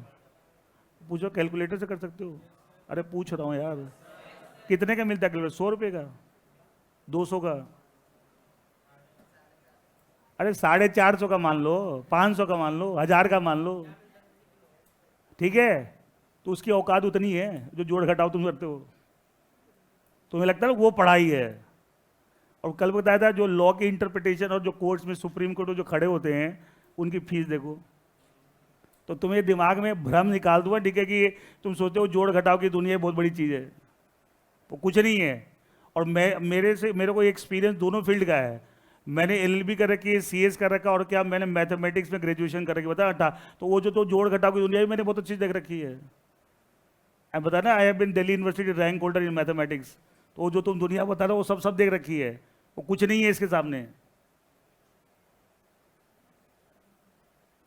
जो जोड़ घटाव करने वाले क्लर्क होते हैं ना ऑफिस में बैठे बैठे, मुनीम जी बैठे बेटा भाई खाता लिख रहे हैं, होते हैं मुनीम जी, पुराना होता है ट्रेडिशनली। अच्छा कितनी सैलरी मिल जाती है मुनीम जी को? 10,000, 15,000, 20,000, यही ना। बात को दिमाग खोलो भाई, ये कोई मजाक की चीजें नहीं है ये सब, और सबके बस की भी बात नहीं सबसे समझा देना। अब क्या होता है, हम स्कूल में क्या आदत पड़ी हुई, पढ़ाई का मतलब बैठ के कुछ करते रहे, क्वेश्चन कराते रहे सर, ठीक है, वही पढ़ाई होती है। ऐसा नहीं है, ये सबको बता रहा हूँ कि रॉन्ग नोशंस को मत दिमाग में लगा। पढ़ाई उसके बियॉन्ड बहुत कुछ है। हो गया स्कूल खत्म, स्कूल का टाइम खत्म हो गया। सब लोग तो ध्यान समझो, देखो इंटरेस्ट आएगा, ठीक है, ऐसा थोड़ी कि मैं को बोर कर रहा हूँ, ठीक है, लॉट ऑफ थिंग्स एक खत्म कर, लेट मी फर्स्ट कंप्लीट। मान ली ए के ऊपर एलिगेशन है, किसी को दिक्कत है तो मेरे को जस्ट रेज योर हैंड कि सब मुझे दिक्कत है, मुझे परेशानी है, मुझे बात समझ में नहीं आ रही, ठीक है। देखिए ए के ऊपर आरोप है कि उसने बी का मर्डर किया, तो इसने जो गलत किया है, क्या किसी खाली बी के अगेंस्ट गलत किया या अगेंस्ट द इंटायर सोसाइटी? मतलब crime is considered to be a public wrong, ये समाज के खिलाफ गलत काम माना जाता है। अच्छा समाज की अगर खिलाफ कोई गलत काम होगा तो समाज को बचाने की, प्रोटेक्ट करने की जिम्मेदारी किसकी है? सरकार की। सरकार की है ना, सरकार की जिम्मेदारी है ना कि साहब पब्लिक को प्रोटेक्ट करे। तो क्या होगा, या ए के अगेंस्ट जो कोर्ट में केस चलेगा, केस चलेगा, और ये प्रूव किया जा करने की कोशिश होगी कि साहब ए गिल्टी है, प्रूव करने की कोशिश, वो सरकार का वकील आएगा। किसका आएगा? सरकार का वकील। क्यों? क्या इसने किसी पर्टिकुलर बंदे के अगेंस्ट गलत काम किया है? Against the society, public wrong किया है। अच्छा यही जब सिविल मैटर था, मान लिया यहां पे मैंने बोला बी ने ए के मान लिया ब्रीच ऑफ कॉन्ट्रैक्ट किया, बी ने मान लिया पैसे उधार ले लिए वापस नहीं कर रहा है, तो यहां पे ए उसके अगेंस्ट लीगल एक्शन लेगा, तो क्या यहां सरकार का वकील आएगा, ये अपना वकील हायर करेगा? भैया तुम्हारा आपका सरकार का कोई रोल नहीं इसमें, ये प्राइवेट रॉन्ग है। B had done something wrong against A, not against anyone, तो अपना जो करना आप करिए, समझ आ रहा है। लेकिन क्रिमिनल ऑफेंस में क्या होता है, क्या उसे माना जाता है offence against the wrong against the society, और समाज को बचाने की जिम्मेदारी किसकी है? सरकार की। तो सरकार के कोर्ट्स के अंदर वकील होते हैं जो सरकार की सैलरी पे होते हैं, जॉब पे होते हैं वो। अच्छा नॉर्मली जो एडवोकेट्स होते हैं क्या अपनी वो अपनी प्राइवेट प्रैक्टिस कर रहे होते हैं? अरे जो वकील लोग होते हैं वो कहीं जॉब में होते हैं, अपनी प्रैक्टिस है, अलग अलग क्लाइंट होते हैं, क्लाइंट से फीस चार्ज करते हैं। लेकिन एक गवर्नमेंट के वकील जो होते हैं हर कोर्ट में होते हैं, उनको बोलते हैं, अब बोलूंगा तो आपको सब सुन रखा होगा आपने, पब्लिक प्रोसिक्यूटर, पढ़ते हो पीपी, पब्लिक प्रोसिक्यूटर, ठीक है। तो पब्लिक प्रोसिक्यूटर क्या होते हैं? ये भी वकील हैं, लेकिन क्या ये सरकार के पेरोल पे होते हैं, सरकार के एम्प्लॉय होते हैं। और काम क्या है कि कोर्ट में जो भी क्रिमिनल मैटर्स आए तो सरकार की तरफ से आप लड़ेंगे, सरकार की तरफ से आप लड़ेंगे। तो क्या उनको हर केस वाइज पैसे मिलते हैं, सैलरी मिलती है? मंत्री, ये सरकार के वकील, ये पेड जो लॉयर होते हैं, और कोर्ट के अंदर आपको सरकार की तरफ से वकील होते हैं, and they are called public prosecutor. क्यों पब्लिक? नाम दो, क्या नाम भी कैसे लिखा? आप पब्लिक को रिप्रेजेंट कर रहे हैं, और आपका काम क्या है? जिसके ऊपर आरोप लगा उसे प्रोसिक्यूट करना, ये प्रूव करना कि ये गिल्टी, उसे सजा दिलवाना। अब मान ली एक्स पब्लिक प्रोसिक्यूटर अपॉइंट हुआ, पब्लिक प्रोसिक्यूटर बहुत सारे होते हैं अलग अलग कोर्ट्स में, अलग अलग, वो जो भी पब्लिक प्रोसिक्यूटर हो गया गवर्नमेंट का आपको इंप्लॉई है, वो गवर्नमेंट को कोर्ट में रिप्रेजेंट कर रहा है, गवर्नमेंट की तरफ से केस लड़ रहा है। किसकी तरफ से केस लड़ रहा है? गवर्नमेंट। अच्छा मैंने बोला is a wrong against the society, is a public wrong, तो समाज की जिम्मेदारी किसकी है? सरकार की। तो सरकार लड़ेगी ना, हाँ या ना? भैया आपने समाज के खिलाफ गलत काम किया तो कौन लड़ेगा समाज की तरफ से? सरकार। तो सरकार का वकील को क्या बोलते हैं? Public prosecutor. मान लो X is the public PP, public prosecutor. क्या ये प्रूव करने की कोशिश करेगा कि साहब ए क्या बी का मर्डर किया है? यस और नो? क्या public prosecutor will try to prove क्या A has done the murder of B? अच्छा अब ए क्या अपना वकील हायर करेगा, है ना? अच्छा ये इसका क्या पर्पस है? क्या प्रूव करना कि ये गिल्टी है, और इसका जो वकील होगा मान ली वाई, वो क्या प्रूव करेगा, ये गिल्टी नहीं है, तो उसको बोलते डिफेंस लॉयर, डिफेंड करेगा अपने क्लाइंट को कि मेरा क्लाइंट गिल्टी नहीं है। देखते हो वेब सीरीज में आता है public prosecutor, defence lawyer, term use होते हैं। अब सुन तो लेते हो, पल्ले तो कुछ नहीं पड़ता वहां पे। इसका मतलब क्या होता है, समझ में आ जाएगा क्या होगा। ये पब्लिक प्रोसिक्यूटर किसको बोलते हैं, डिफेंस लॉयर किसे बोलते हैं, ये सब टर्म तो आते हैं, मूवीज में भी आते हैं। एंड एक्चुअली क्या चीज़ है तो समझिए, ये क्रिमिनल केसेस में होता है, सिविल मैटर में कभी नहीं होता। सिविल मैटर में अपने अपने। अच्छा एक देखिए, बी का मर्डर हुआ, अच्छा फाइनली अगर ये प्रूव भी हो जाए कि बी का मर्डर ए नहीं किया, मान लिया प्रूव हो जाए, तो क्या सही माने ये माना जाएगा ए ने बी के अगेंस्ट गलत किया है, समाज के against criminal offence is considered to public wrong. तो क्या बी की तरफ से, क्या बी के जो घर वाले हैं, रिलेटिव्स है, क्या उन्होंने वकील हायर किया है? नहीं। किसका वकील आ रहा है, सरकार का आ रहा है, because it's a public wrong. B का वकील नहीं आएगा, ध्यान रखना। बी के जो रिलेटिव्स हैं उनका वकील, वो चाहे तो पब्लिक प्रोसिक्यूटर जो एक्स है उसके साथ एडिशनल लॉयर बी के घर वाले दे सकते हैं। क्या देते हैं? अरे तो फिल्मों में कहीं दिखाते हैं कि एक मेन लॉयर है, उसके साथ बहुत सारे और भी दिखाते हैं, से बहुत सारे और भी लॉयर है। तो बी के घर वाले चाहें तो अपनी तरफ से कोई लॉयर देना चाहे दे दे, लेकिन मेनली ए के अगेंस्ट केस कौन लड़ेगा, जो आरोपी है उसके अगेंस्ट क्रिमिनल मैटर केस को लड़ेगा सरकार का वकील, that is the public prosecutor. समझ आया? और वो जिसको अगेंस्ट आप केस लड़ रहे हैं वो अपने आप को बचाने की कोशिश करेगा, उसके लिए अपना लॉयर हायर करेगा, उसको बोलेंगे डिफेंस लॉयर। उसका काम क्या है, डिफेंड करना। तो ये सब टर्मिनोलॉजी क्या यूज होते रहते हैं, ठीक है। तो आपको पता चला कि सब एग्जैक्टली ये क्या है और कैसे टर्मिनोलॉजी यूज हो रही है। ये सारे टर्म आपने पहले भी सुन रखे हैं, बट आपको एग्जैक्टली ये चीज क्या है, इसका क्या मतलब बता दें, ठीक है। अब मैं एक एग्जाम्पल दे रहा था कि कई बार देखोगे सब कुछ ऐसे बोलेंगे कि मान लिया फाइनली ये प्रूव हो गया कि साहब की गिल्टी है, ए ने मर्डर किया, मान लिया केस चला, प्रूव हो गया कि ये गिल्टी है and A is murdered B. देखना अब ये पब्लिक प्रोसिक्यूटर लास्ट में क्या बोलेगा, होता है ना क्लोजिंग स्टेटमेंट, होता है ना, जज बोलता है अपना क्लोजिंग स्टेटमेंट दीजिए। देखो फिल्मों दिखाते हैं, गिव योर क्लोजिंग स्टेटमेंट। अब एक से ये पता चलेगा कि जज साहब मैं आपसे रिक्वेस्ट करता हूँ, बेटा मैंने आपको नहीं बोला, आप नाराज मत होना, ठीक है। हाँ आपको कुछ नहीं बोला है, मैंने जनरल क्लास में सबको बोला है, कोई बात में कोई दिक्कत हो feel free to ask the doubt, लेकिन क्लास में कंसंट्रेट करो, ठीक है। और पढ़ाई, मैंने बोला पढ़ाई का एक्चुअल मतलब क्या होता है, मैं बोलना ज़्यादा नहीं चाहता क्योंकि तुम नए नए हो, ठीक है। धीरे धीरे तुम्हें खुद पता लग जाएगा। जो मेरे पास बच्चे इंटर में हैं, जो मेरे से पढ़ चुके हैं, उनसे पूछना कि साहब हम भी पहले ना बड़े घबराते थे लॉ वो, ठीक है। अब हमें लगता है इतनी इंटरेस्टिंग चीज़ है, इतनी नॉलेज आप देते हैं, इतनी नॉलेज तो कोई हमें किसी से पढ़ लें, कोई हमें बताने वाला ही नहीं कुछ चीज़। और अच्छा ये जितनी चीज़ बता रहा हूँ, ये थ्योरेटिकल चीज़ें, प्रैक्टिकल चीज़ें हैं। बताओ, लॉ को लोग थ्योरी बोलते हैं, सबसे रिलेट कर पा रहे हो ना कि हाँ ऐसा होता है, ऐसा होता है, सो इसको प्रैक्टिकल बोलते हैं। देखिए what I am saying that last में इसका वकील ये प्रूव हो गया कि ये गिल्टी है, तो ये बोलेगा, जज को रिक्वेस्ट करेगा कि मैं आपसे रिक्वेस्ट करता हूं कि दफा 302 ताजीरात हिंद के तहत इसे सजाए मौत दी जाए। ये क्या बोल रहा हो तो वो एक्चुअली क्या, इंडियन पीनल कोड को उर्दू में पहले, अब तो भारतीय दंड संहिता ही बोलते हैं, पहले क्या था ताजीरात हिंद, वो आज भी बोल देते हैं ताजीरात हिंद। अच्छा दफा 302 में सेक्शन 3, उर्दू में दफा बोल रहे हैं, इंग्लिश में क्या है section. Actually Indian penal code 1860 को क्या section 300 it defines what is murder. Murder की डेफिनेशन दे रखी है, वो कहां दे रखी है, सेक्शन 300 में। किसकी सेक्शन 300? किसका? इंडियन पीनल कोड का, जिसको हम ताजीरात हिंद उर्दू में बोल रहे हैं। अच्छा उसके सेक्शन 302 में उसकी पनिशमेंट दे रखी है। मतलब क्या हुआ, 300 तो बोल रहा है कि मर्डर क्या होता है, और 302 में मर्डर की क्या है, पनिशमेंट है। तो वो क्या बोल रहा है, मैं रिक्वेस्ट करता हूं, ये प्रूव हो गया कि इसने मर्डर किया बी का, तो मैं क्या रिक्वेस्ट कर रहा हूं कि साहब ताजीरात हिंद इंडियन पीनल कोड के दफा 302 सेक्शन 302 में जो मर्डर की पनिशमेंट दे रखी है कि साहब सजाए मौत, that he should be hang till death, and ये वो रिक्वेस्ट करा जज को कि इसको ऐसी सजा सुनाई जाए। अब ये डायलॉग बोलते हैं, कितने लोगों को समझ में आता होगा ये डायलॉग क्या बोल रहा है? अब आपको समझ में आ जाएगा कि साहब ये क्या बोल रहा है कि दफा 302 ताजीरात हिंद के तहत सजाए मौत सुनाई जाए। क्लियर है? क्लियर? अच्छा एक और सुना, एक टर्म और सुनता था आपको, ठीक है।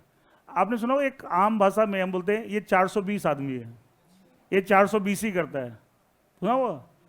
अच्छा इसका मतलब कोई गलत है, गड़बड़ करता है तो उसको 420 बोलते हैं। पता क्यों ये टर्म क्यों बना? इंडियन पीनल कोड का सेक्शन 420 डील्स विद चीटिंग।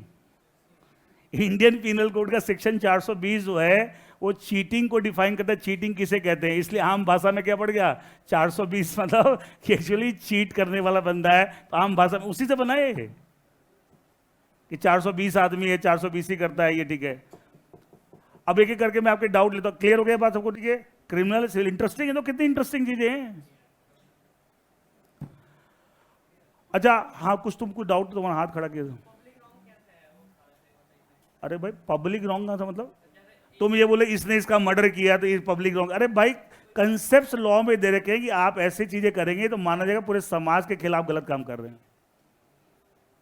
ठीक है, पूरे समाज के खिलाफ गलत काम कर रहे हैं। हाँ कुछ आप पूछ रहे थे। एक शोर नहीं बेटा, हाँ।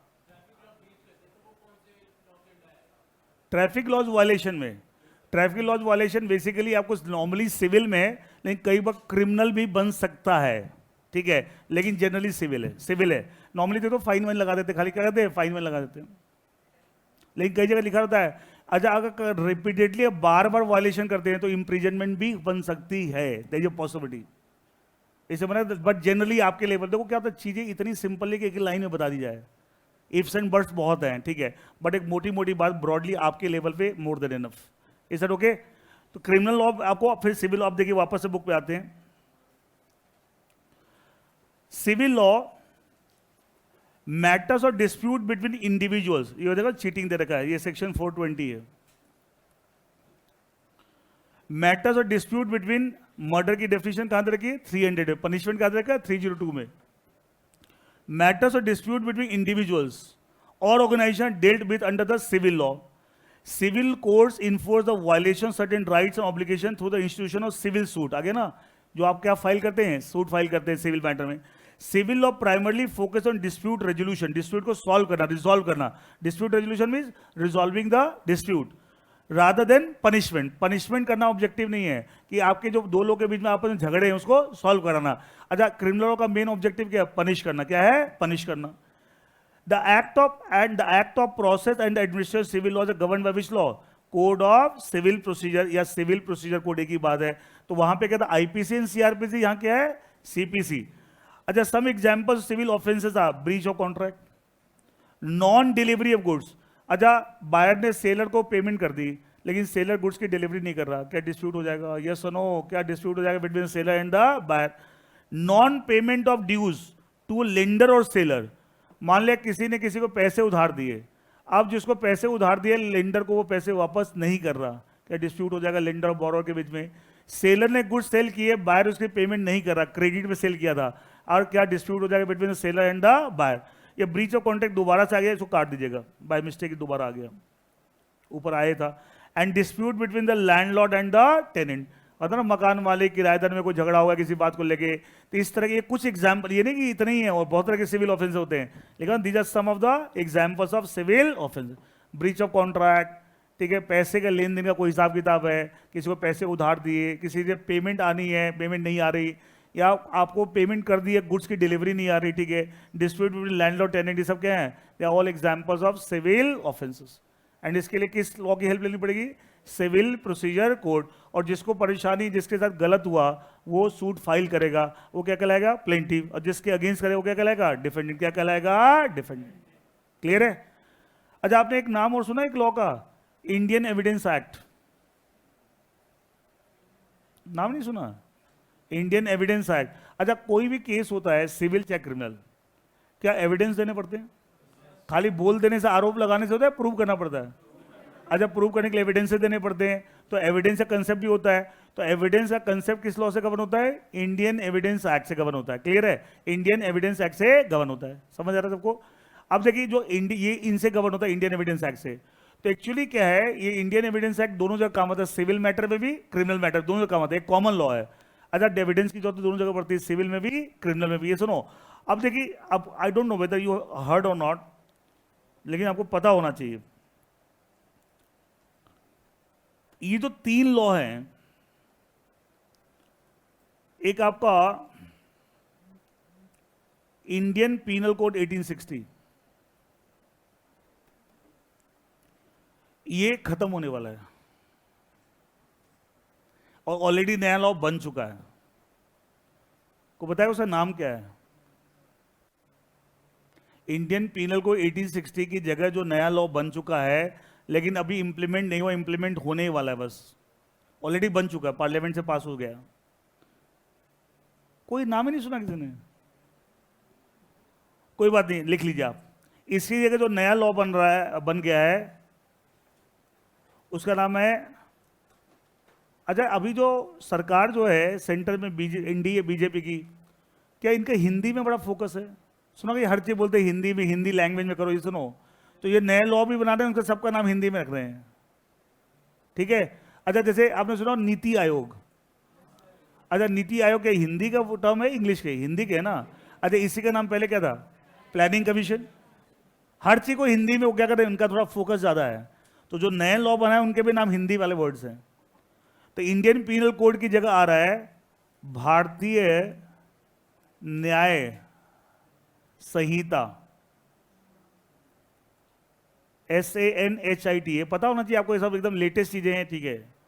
इंडियन पीनल कोड 1860 का क्या आ रहा है? भारतीय न्याय संहिता। भारतीय BHARTIYA, न्याय NY, जस्टिस, भारतीय न्याय NYAY, भारतीय न्याय संहिता NYAYA भी लिख लीजिए, भारतीय न्याय संहिता। वो तो जो भी है, तो ऑब्वियसली नया, एक चीज बताओ, अजीब बात करो, नया लाया, कुछ चेंज नहीं होता, किस लाए थे नया? अच्छा नाम खाली चेंज करने के लिए, पागल हैं? तो ये क्या हो गया तुमको इतना, मतलब पार्लियामेंट को क्या फालतू लगता है? फालतू टाइम उनके पास खाली नाम बदलने के लिए नहीं बदल दिया, ठीक है। ये पूरा बता रहा हूं, पहले सुन लो, सब बता दूंगा।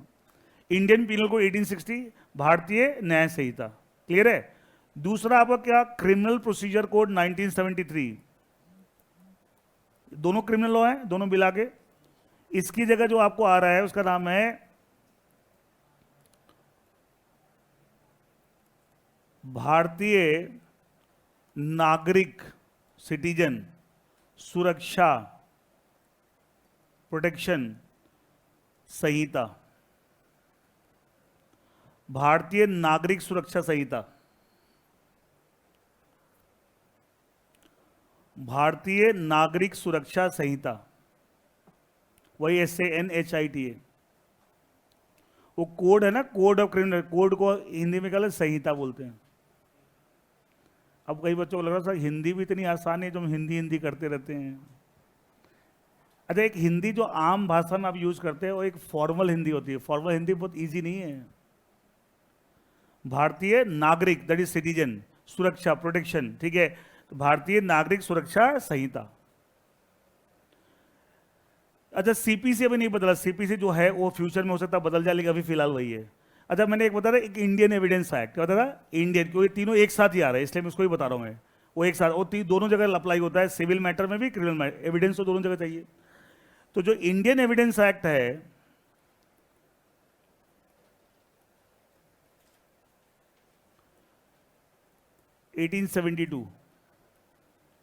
इंडियन एविडेंस एक्ट 1872, इसकी जगह आ रहा है भारतीय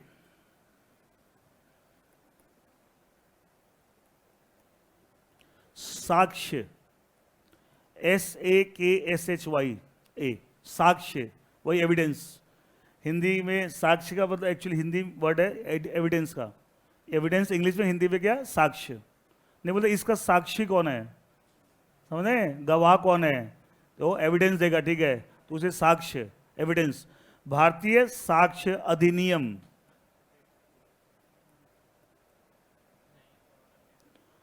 भारतीय साक्ष्य अधिनियम, ADHINIYAM।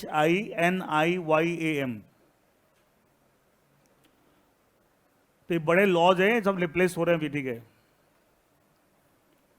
तो आईपीसी की जगह क्या आ रहा है? भारतीय न्याय संहिता, सीआरपीसी की जगह भारतीय नागरिक सुरक्षा संहिता, और इंडियन एविडेंस है भारतीय साक्ष्य अधिनियम। और ये तीनों जो नए आ रहे हैं in place of the old one, किसकी जगह आ रहे हैं मैंने बता दिया, ठीक है। ये तीनों के तीनों इफेक्टिव हो रहे हैं 1 जुलाई 2024, इसी साल,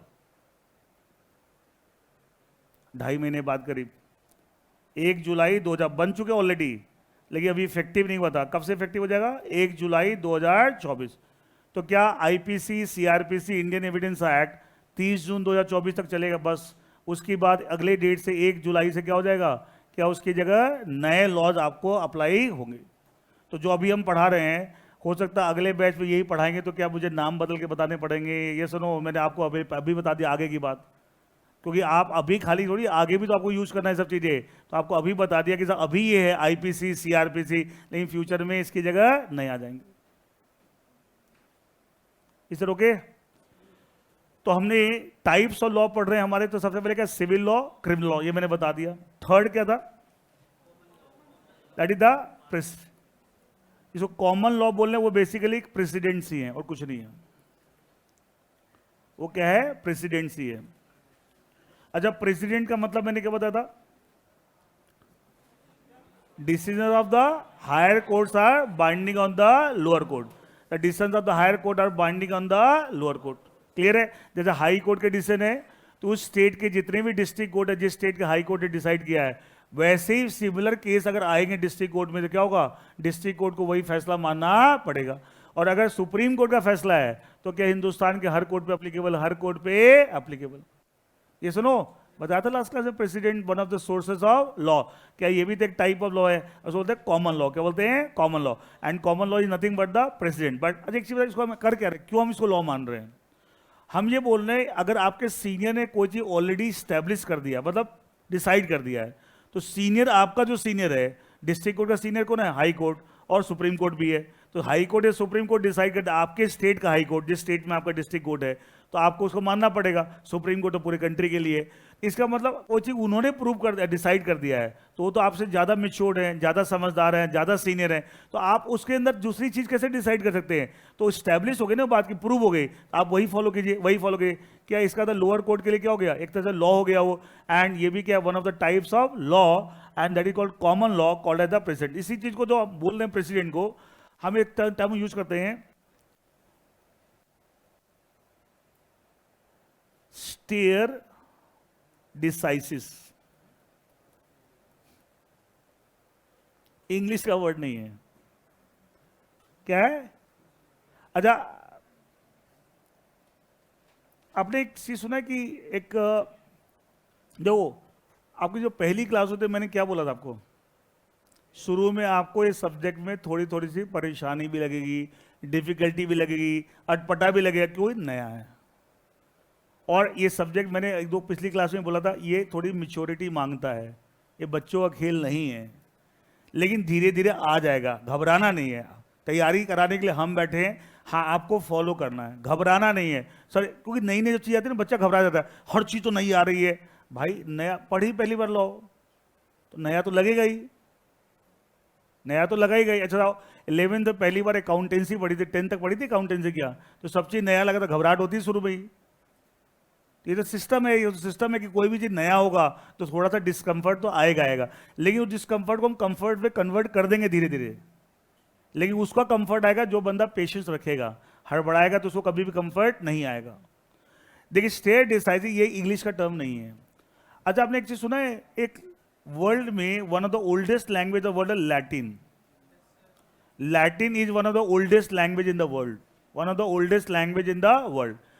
और जब पुरानी लैंग्वेज है, तो इसका इफेक्ट बाकी सारी लैंग्वेजेज में आता है, इंग्लिश में भी आता है, हर जगह। जैसे मैं एक छोटा सा एग्जांपल देता हूँ, डॉक्टर्स कोई डिजीज का नाम बताते हैं, जो टेक्निकल नाम है डिजीज का, एक आम भाषा में बोलते हुए अलग बात है, जो टेक्निकल नाम होता है डिजीज का, क्या वो सिंपल होते हैं, बहुत कॉम्प्लिकेटेड होते हैं? वो सब लैटिन में होते हैं, इसलिए कॉम्प्लिकेटेड लगते हैं। क्या हम आम भाषा में लैटिन लैंग्वेज यूज करते हैं? नहीं। तो हम we are not comfortable with that language, इसलिए बड़ा अटपटा लगता है। और क्यों लैटिन का यूज मेडिकल साइंस में हो रहा है, क्या लैटिन का यूज लॉ में हो रहा है? हम तो इंग्लिश में पढ़ रहे हैं, क्यों हो रहा है? बिकॉज वो ओल्डेस्ट लैंग्वेज है, तो लोग कोई पुरानी है तो उसका इफेक्ट नई चीजों में आ जाता है। जैसे मैं एक एग्जांपल इंडियन कॉन्टेक्स्ट में, ये तो वर्ल्ड लेवल पे बात है, इंडियन कॉन्टेक्स्ट में बात करूं, संस्कृत और हिंदी में कौन सी पुरानी लैंग्वेज है? तो देख रहे हैं, हिंदी में बहुत सारा इफेक्ट संस्कृत से भी आया हुआ है, हिंदी में बहुत सारा इफेक्ट संस्कृत से भी। कई बार हिंदी अच्छे समझने के लिए संस्कृत भी थोड़ी बहुत आनी चाहिए।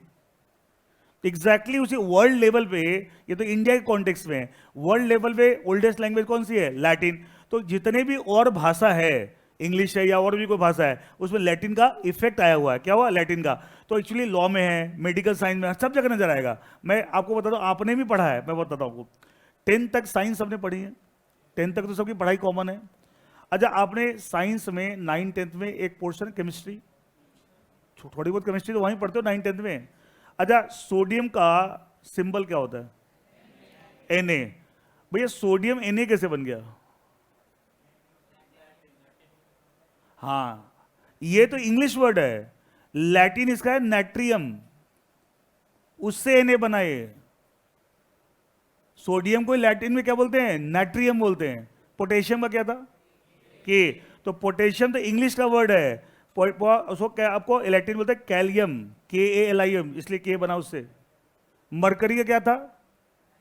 Hg, उसको लैटिन बोलते हैं हाइड्रोजीनियम, इसलिए Hg उससे बना है। अच्छा, सही पढ़ाने का तरीका पता क्या होना चाहिए? ऐसे होना चाहिए, यहां इंग्लिश के वर्ड, यहां लैटिन और फिर सिंबल। क्या ये सही तरीका है? क्या सिंबल आसानी से याद हो जाते हैं? लेकिन कैसे पढ़ाते हैं, ये कॉलम उड़ा देते हैं, सीधा इंग्लिश सीधा से रटते रहो।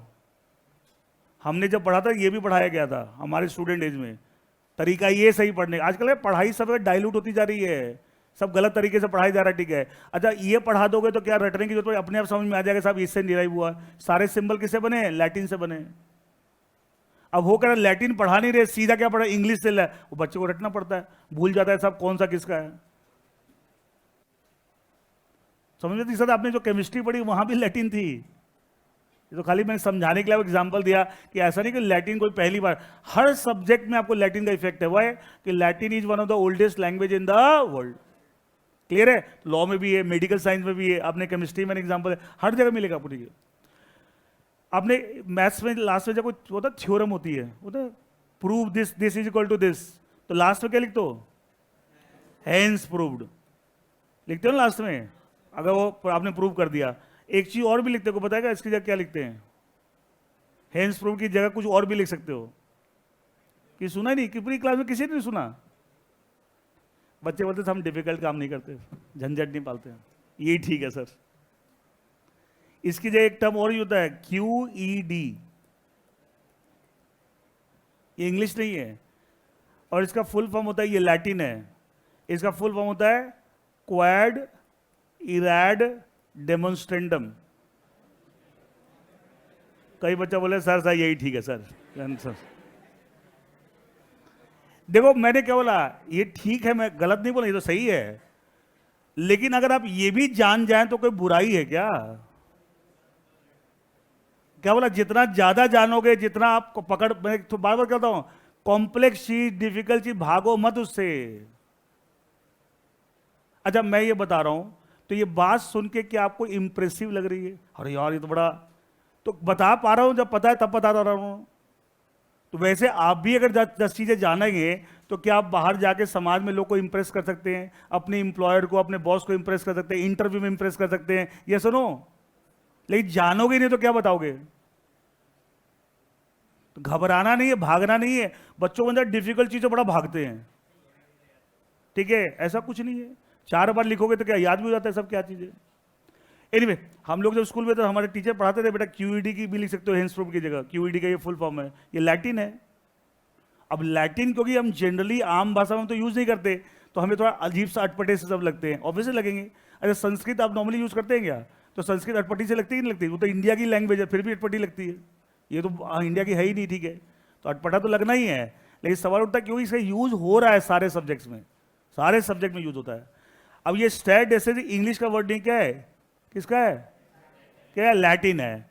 और इसका मतलब ये होता है, स्टैट इंग्लिश में क्या मतलब होता है, ये तो लैटिन है, इसका मतलब होता है to follow that thing which है ऑलरेडी बीन स्टैब्लिश। को जो ऑलरेडी स्टैब्लिश हो चुकी है, आप उसी को फॉलो कीजिए, उसी के you stand by that which is establish. मतलब कोई चीज ऑलरेडी स्टैब्लिश होगी, उसी को फॉलो कीजिए, उससे अलग जाने की जरूरत नहीं है। क्या हम प्रेसिडेंट में ही कर रहे हैं? अच्छा, प्रेसिडेंट में क्या कर रहे हैं? Are the lower courts are standing by that decision which has already been established by the higher court. ये सुनो, तो क्या तो जो प्रेसिडेंट का जो कंसेप्ट है, क्या इस डॉक्ट्रिन से स्टेट डिसाइसिव डिराइव किया गया? ये स्टेट, इसका मतलब क्या होता है? टू स्टैंड बाय, उस चीज के प्रति आप आप उसको फॉलो करें, which is already be establish. इसका मतलब होता है, इस वर्ड, इस टर्म का, ये तो लैटिन है, इसका इंग्लिश में मतलब क्या होता है? To stand by that which has been establish. तो जब लोअर हायर कोर्ट ने कोई मैटर डिसाइड कर दिया है और वैसा ही केस लोअर कोर्ट में आ रहा है, तो क्या lower court should stand by that, yes और no? And when they are standing by that which is establish, it means they are following the precedent. तो प्रेसिडेंट का कंसेप्ट कहां से डिराइव हुआ है? अरे इसका सोर्स कहां है? किस कंसेप्ट डिराइव हुआ? From the concept of stare decisis, from the concept of stare. ये प्रिंसिपल सिद्धांत है। इस सिद्धांत पे क्या बना है? Precedent, which is one of the sources of law, and that is a type of law, that is one of the types of law. आपकी एक बार बुक में देखिए,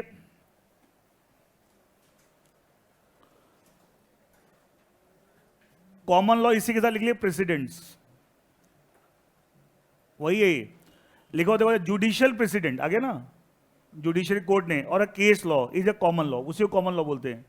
अ judgment delivered by supreme court. अच्छा, सुप्रीम कोर्ट का जो judgement होता है, क्या किसी एक कोर्ट, दो कोर्ट, या पूरे हिंदुस्तान में सारे कोर्ट के लिए बाइंडिंग होता है? बताया था ना, और क्लास में बताया था, लॉ ऑफ द लैंड बोलते, क्या बोलते हैं? Law of the land. Land का मतलब कंट्री, पूरे कंट्री के लिए एप्लीकेबल है। लेकिन ये बताया था, इसका मतलब लॉ बनाया नहीं है, ये उसकी एप्लीकेबिलिटी पूरे देश के लिए है। बताना, याद है एग्जांपल इसी पे दिया था मैंने, प्रेस करने वाला, आयरनिंग वाला, इसी पे एग्जांपल दिया था। A judgment delivered by the supreme court will be binding upon the courts within the territory of India. मतलब पूरे हिंदुस्तान में जितने भी कोर्ट, सब पे बाइंडिंग है। और ये बात कहां लिखी हुई है? Under article 147 of the Indian constitution. बताया, कॉन्स्टिट्यूशन ऑफ इंडिया के अंदर सेक्शन आर्टिकल है, तो आर्टिकल 141 जो है 141 of the constitution, Indian constitution, constitution India, उसके अंदर ये बात लिखी हुई है कि सुप्रीम कोर्ट का जो फैसला होगा, पूरे हिंदुस्तान में जितने भी कोर्ट्स हैं, सब पे क्या होगा? बाइंड। तो क्या उनके लिए एक सोर्स ऑफ लॉ हो गया? क्या हो गया? Source of law. अच्छा, ऐसे एक स्टेट के हाई कोर्ट का फैसला, क्या उस स्टेट के सारे डिस्ट्रिक्ट कोर्ट पे बाइंडिंग होगा? ये सुनो। अच्छा, एक ये जो लिखा हुआ है, a judgment delivered by supreme court will be binding upon the courts within the territory of India, ये लिखा हुआ है, ये लिखा हुआ है ना। इसके आगे एक सेंटेंस लिखो, इसी के आगे, इसी के आगे एक सेंटेंस लिखिए, हाउएवर, हाउएवर, जहां तक ये लिखा हुआ एडिटी रहते हैं, उसकी एक सेंटेंस लिखा, however judgment of Supreme Court, however judgment of Supreme Court is not binding on the supreme Court. However, judgment of Supreme Court is not binding on the Supreme Court. क्या मतलब हुआ? सुप्रीम कोर्ट का जो फैसला है, supreme court पे binding. इसका मतलब क्या? एक सेम मैटर में वैसा ही मैटर एक सुप्रीम कोर्ट में बाद में आए, तो क्या सुप्रीम कोर्ट पहले वाले फैसले से डिफरेंट फैसला दे सकता है? यस। तो उसका लॉजिक समझा दो, क्यों ऐसा क्यों किया गया है? क्या लिखा? However judgment of Supreme Court is not binding on the supreme Court. बाकी सब कोर्ट तो बाइंडिंग, अपने आप बाइंडिंग नहीं है। इसका था, आज एक केस कोई डिसाइड हो, या मान लो 10 साल पहले केस सुप्रीम कोर्ट डिसाइड किया, और वैसा ही केस 10 साल के आज कोर्ट को आया, तो पहले जो फैसला हुआ था, कि जरूरी है कि साहब वैसा ही फैसला अभी भी होगा? क्या डिफरेंट भी हो सकता है? उसका लॉजिक समझाया, तो क्यों इन्होंने बाइंडिंग नहीं किया? अच्छा, एक चीज बताइए, लॉ किसके लिए? सोसाइटी। सोसाइटी स्टैटिक है, डायनेमिक है? डायनेमिक है। तो समाज की जब परिस्थितियां बदलेंगी, तो क्या वैसी सिचुएशन में क्या फैसले भी बदलेंगे? हाँ या ना? अच्छा, क्या कितनी चीजें समाज के हिसाब से पहले गलत थी, आज सही है? हाँ या ना? तो फैसले बदलने पड़ेंगे ना। तो अगर मैं रिजिड हो जाऊं कि साहब कभी भी बदल नहीं सकता, क्या गड़बड़ हो जाएगी? ये सुनो, इसलिए सुप्रीम कोर्ट को ये पावर दे रखी है, तो आप अपने फैसले बदल सकते हैं। इसका एक इंटरेस्टिंग सिचुएशन बताता हूं। अभी हमारे देश में जो सुप्रीम कोर्ट है, 2 मिनट बेटा, सुप्रीम कोर्ट है, सुप्रीम कोर्ट के जो चीफ जस्टिस हैं, अच्छा उसको चीफ जस्टिस और सुप्रीम कोर्ट भी बोलते हैं, चीफ जस्टिस और इंडिया भी बोलते हैं, एक ही बात, पूरा इंडिया का एक ही कोर्ट है, वो चीफ कौन है? Who is the chief justice of India?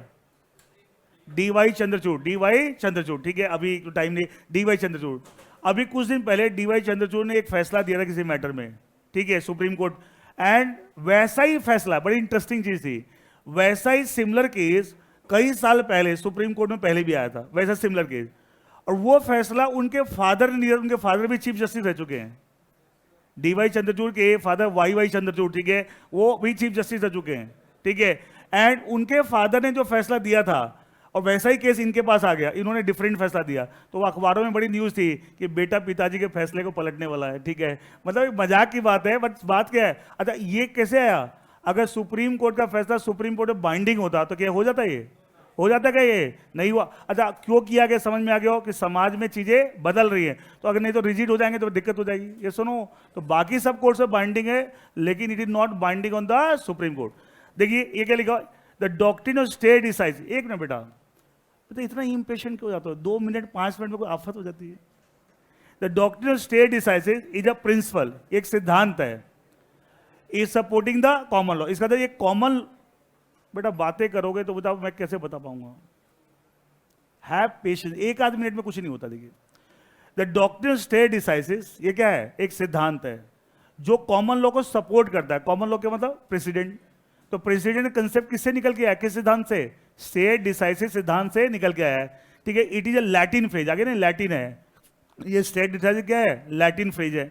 That means to stand by that what he which he decide. To stand by that के कॉमा लगा लो। उस चीज के प्रति आपको खड़े रहना। खड़े रहने का मतलब ये नहीं सही में खड़े हो जाना, ठीक है, मतलब खड़े रहना नहीं बोलते। मेरे क्राइसिस में मेरा दोस्त मेरे साथ खड़ा था, इसका तो सही में आगे खड़ा हो गया था। नहीं बोलते मेरे साथ दिक्कत आई थी, मेरा दोस्त मेरे साथ खड़ा था, इसका मतलब क्या हुआ? डायलॉग मारते ना आपके एज के बच्चे, चिंता मत कर तेरा भाई है, तेरा भाई खड़ा है। बच्चे लड़के डायलॉग मारते नहीं, तेरा भाई खड़ा है। वो अलग बात है, जरूरत पड़ती भाग जाता है वो। ठीक है, to stand by that which is decided. Already जो चीज डिसाइड हो चुकी है आपको वही फॉलो करना है। इसका तक क्या ये बात डॉक्ट्रिन स्टेटस है कि मतलब है क्या प्रेसिडेंट भी यही बात कह रहा है? तो इस प्रेसिडेंट का कंसेप्ट कहां से डिराइव किया गया है? फ्रॉम विच प्रिंसिपल, किस सिद्धांत से डिराइव किया गया है? From the principle of state decided. The doctrine of state decide reinforces the obligation of court. ये कोर्ट पे एक ऑब्लिगेशन लगा रहा है क्या?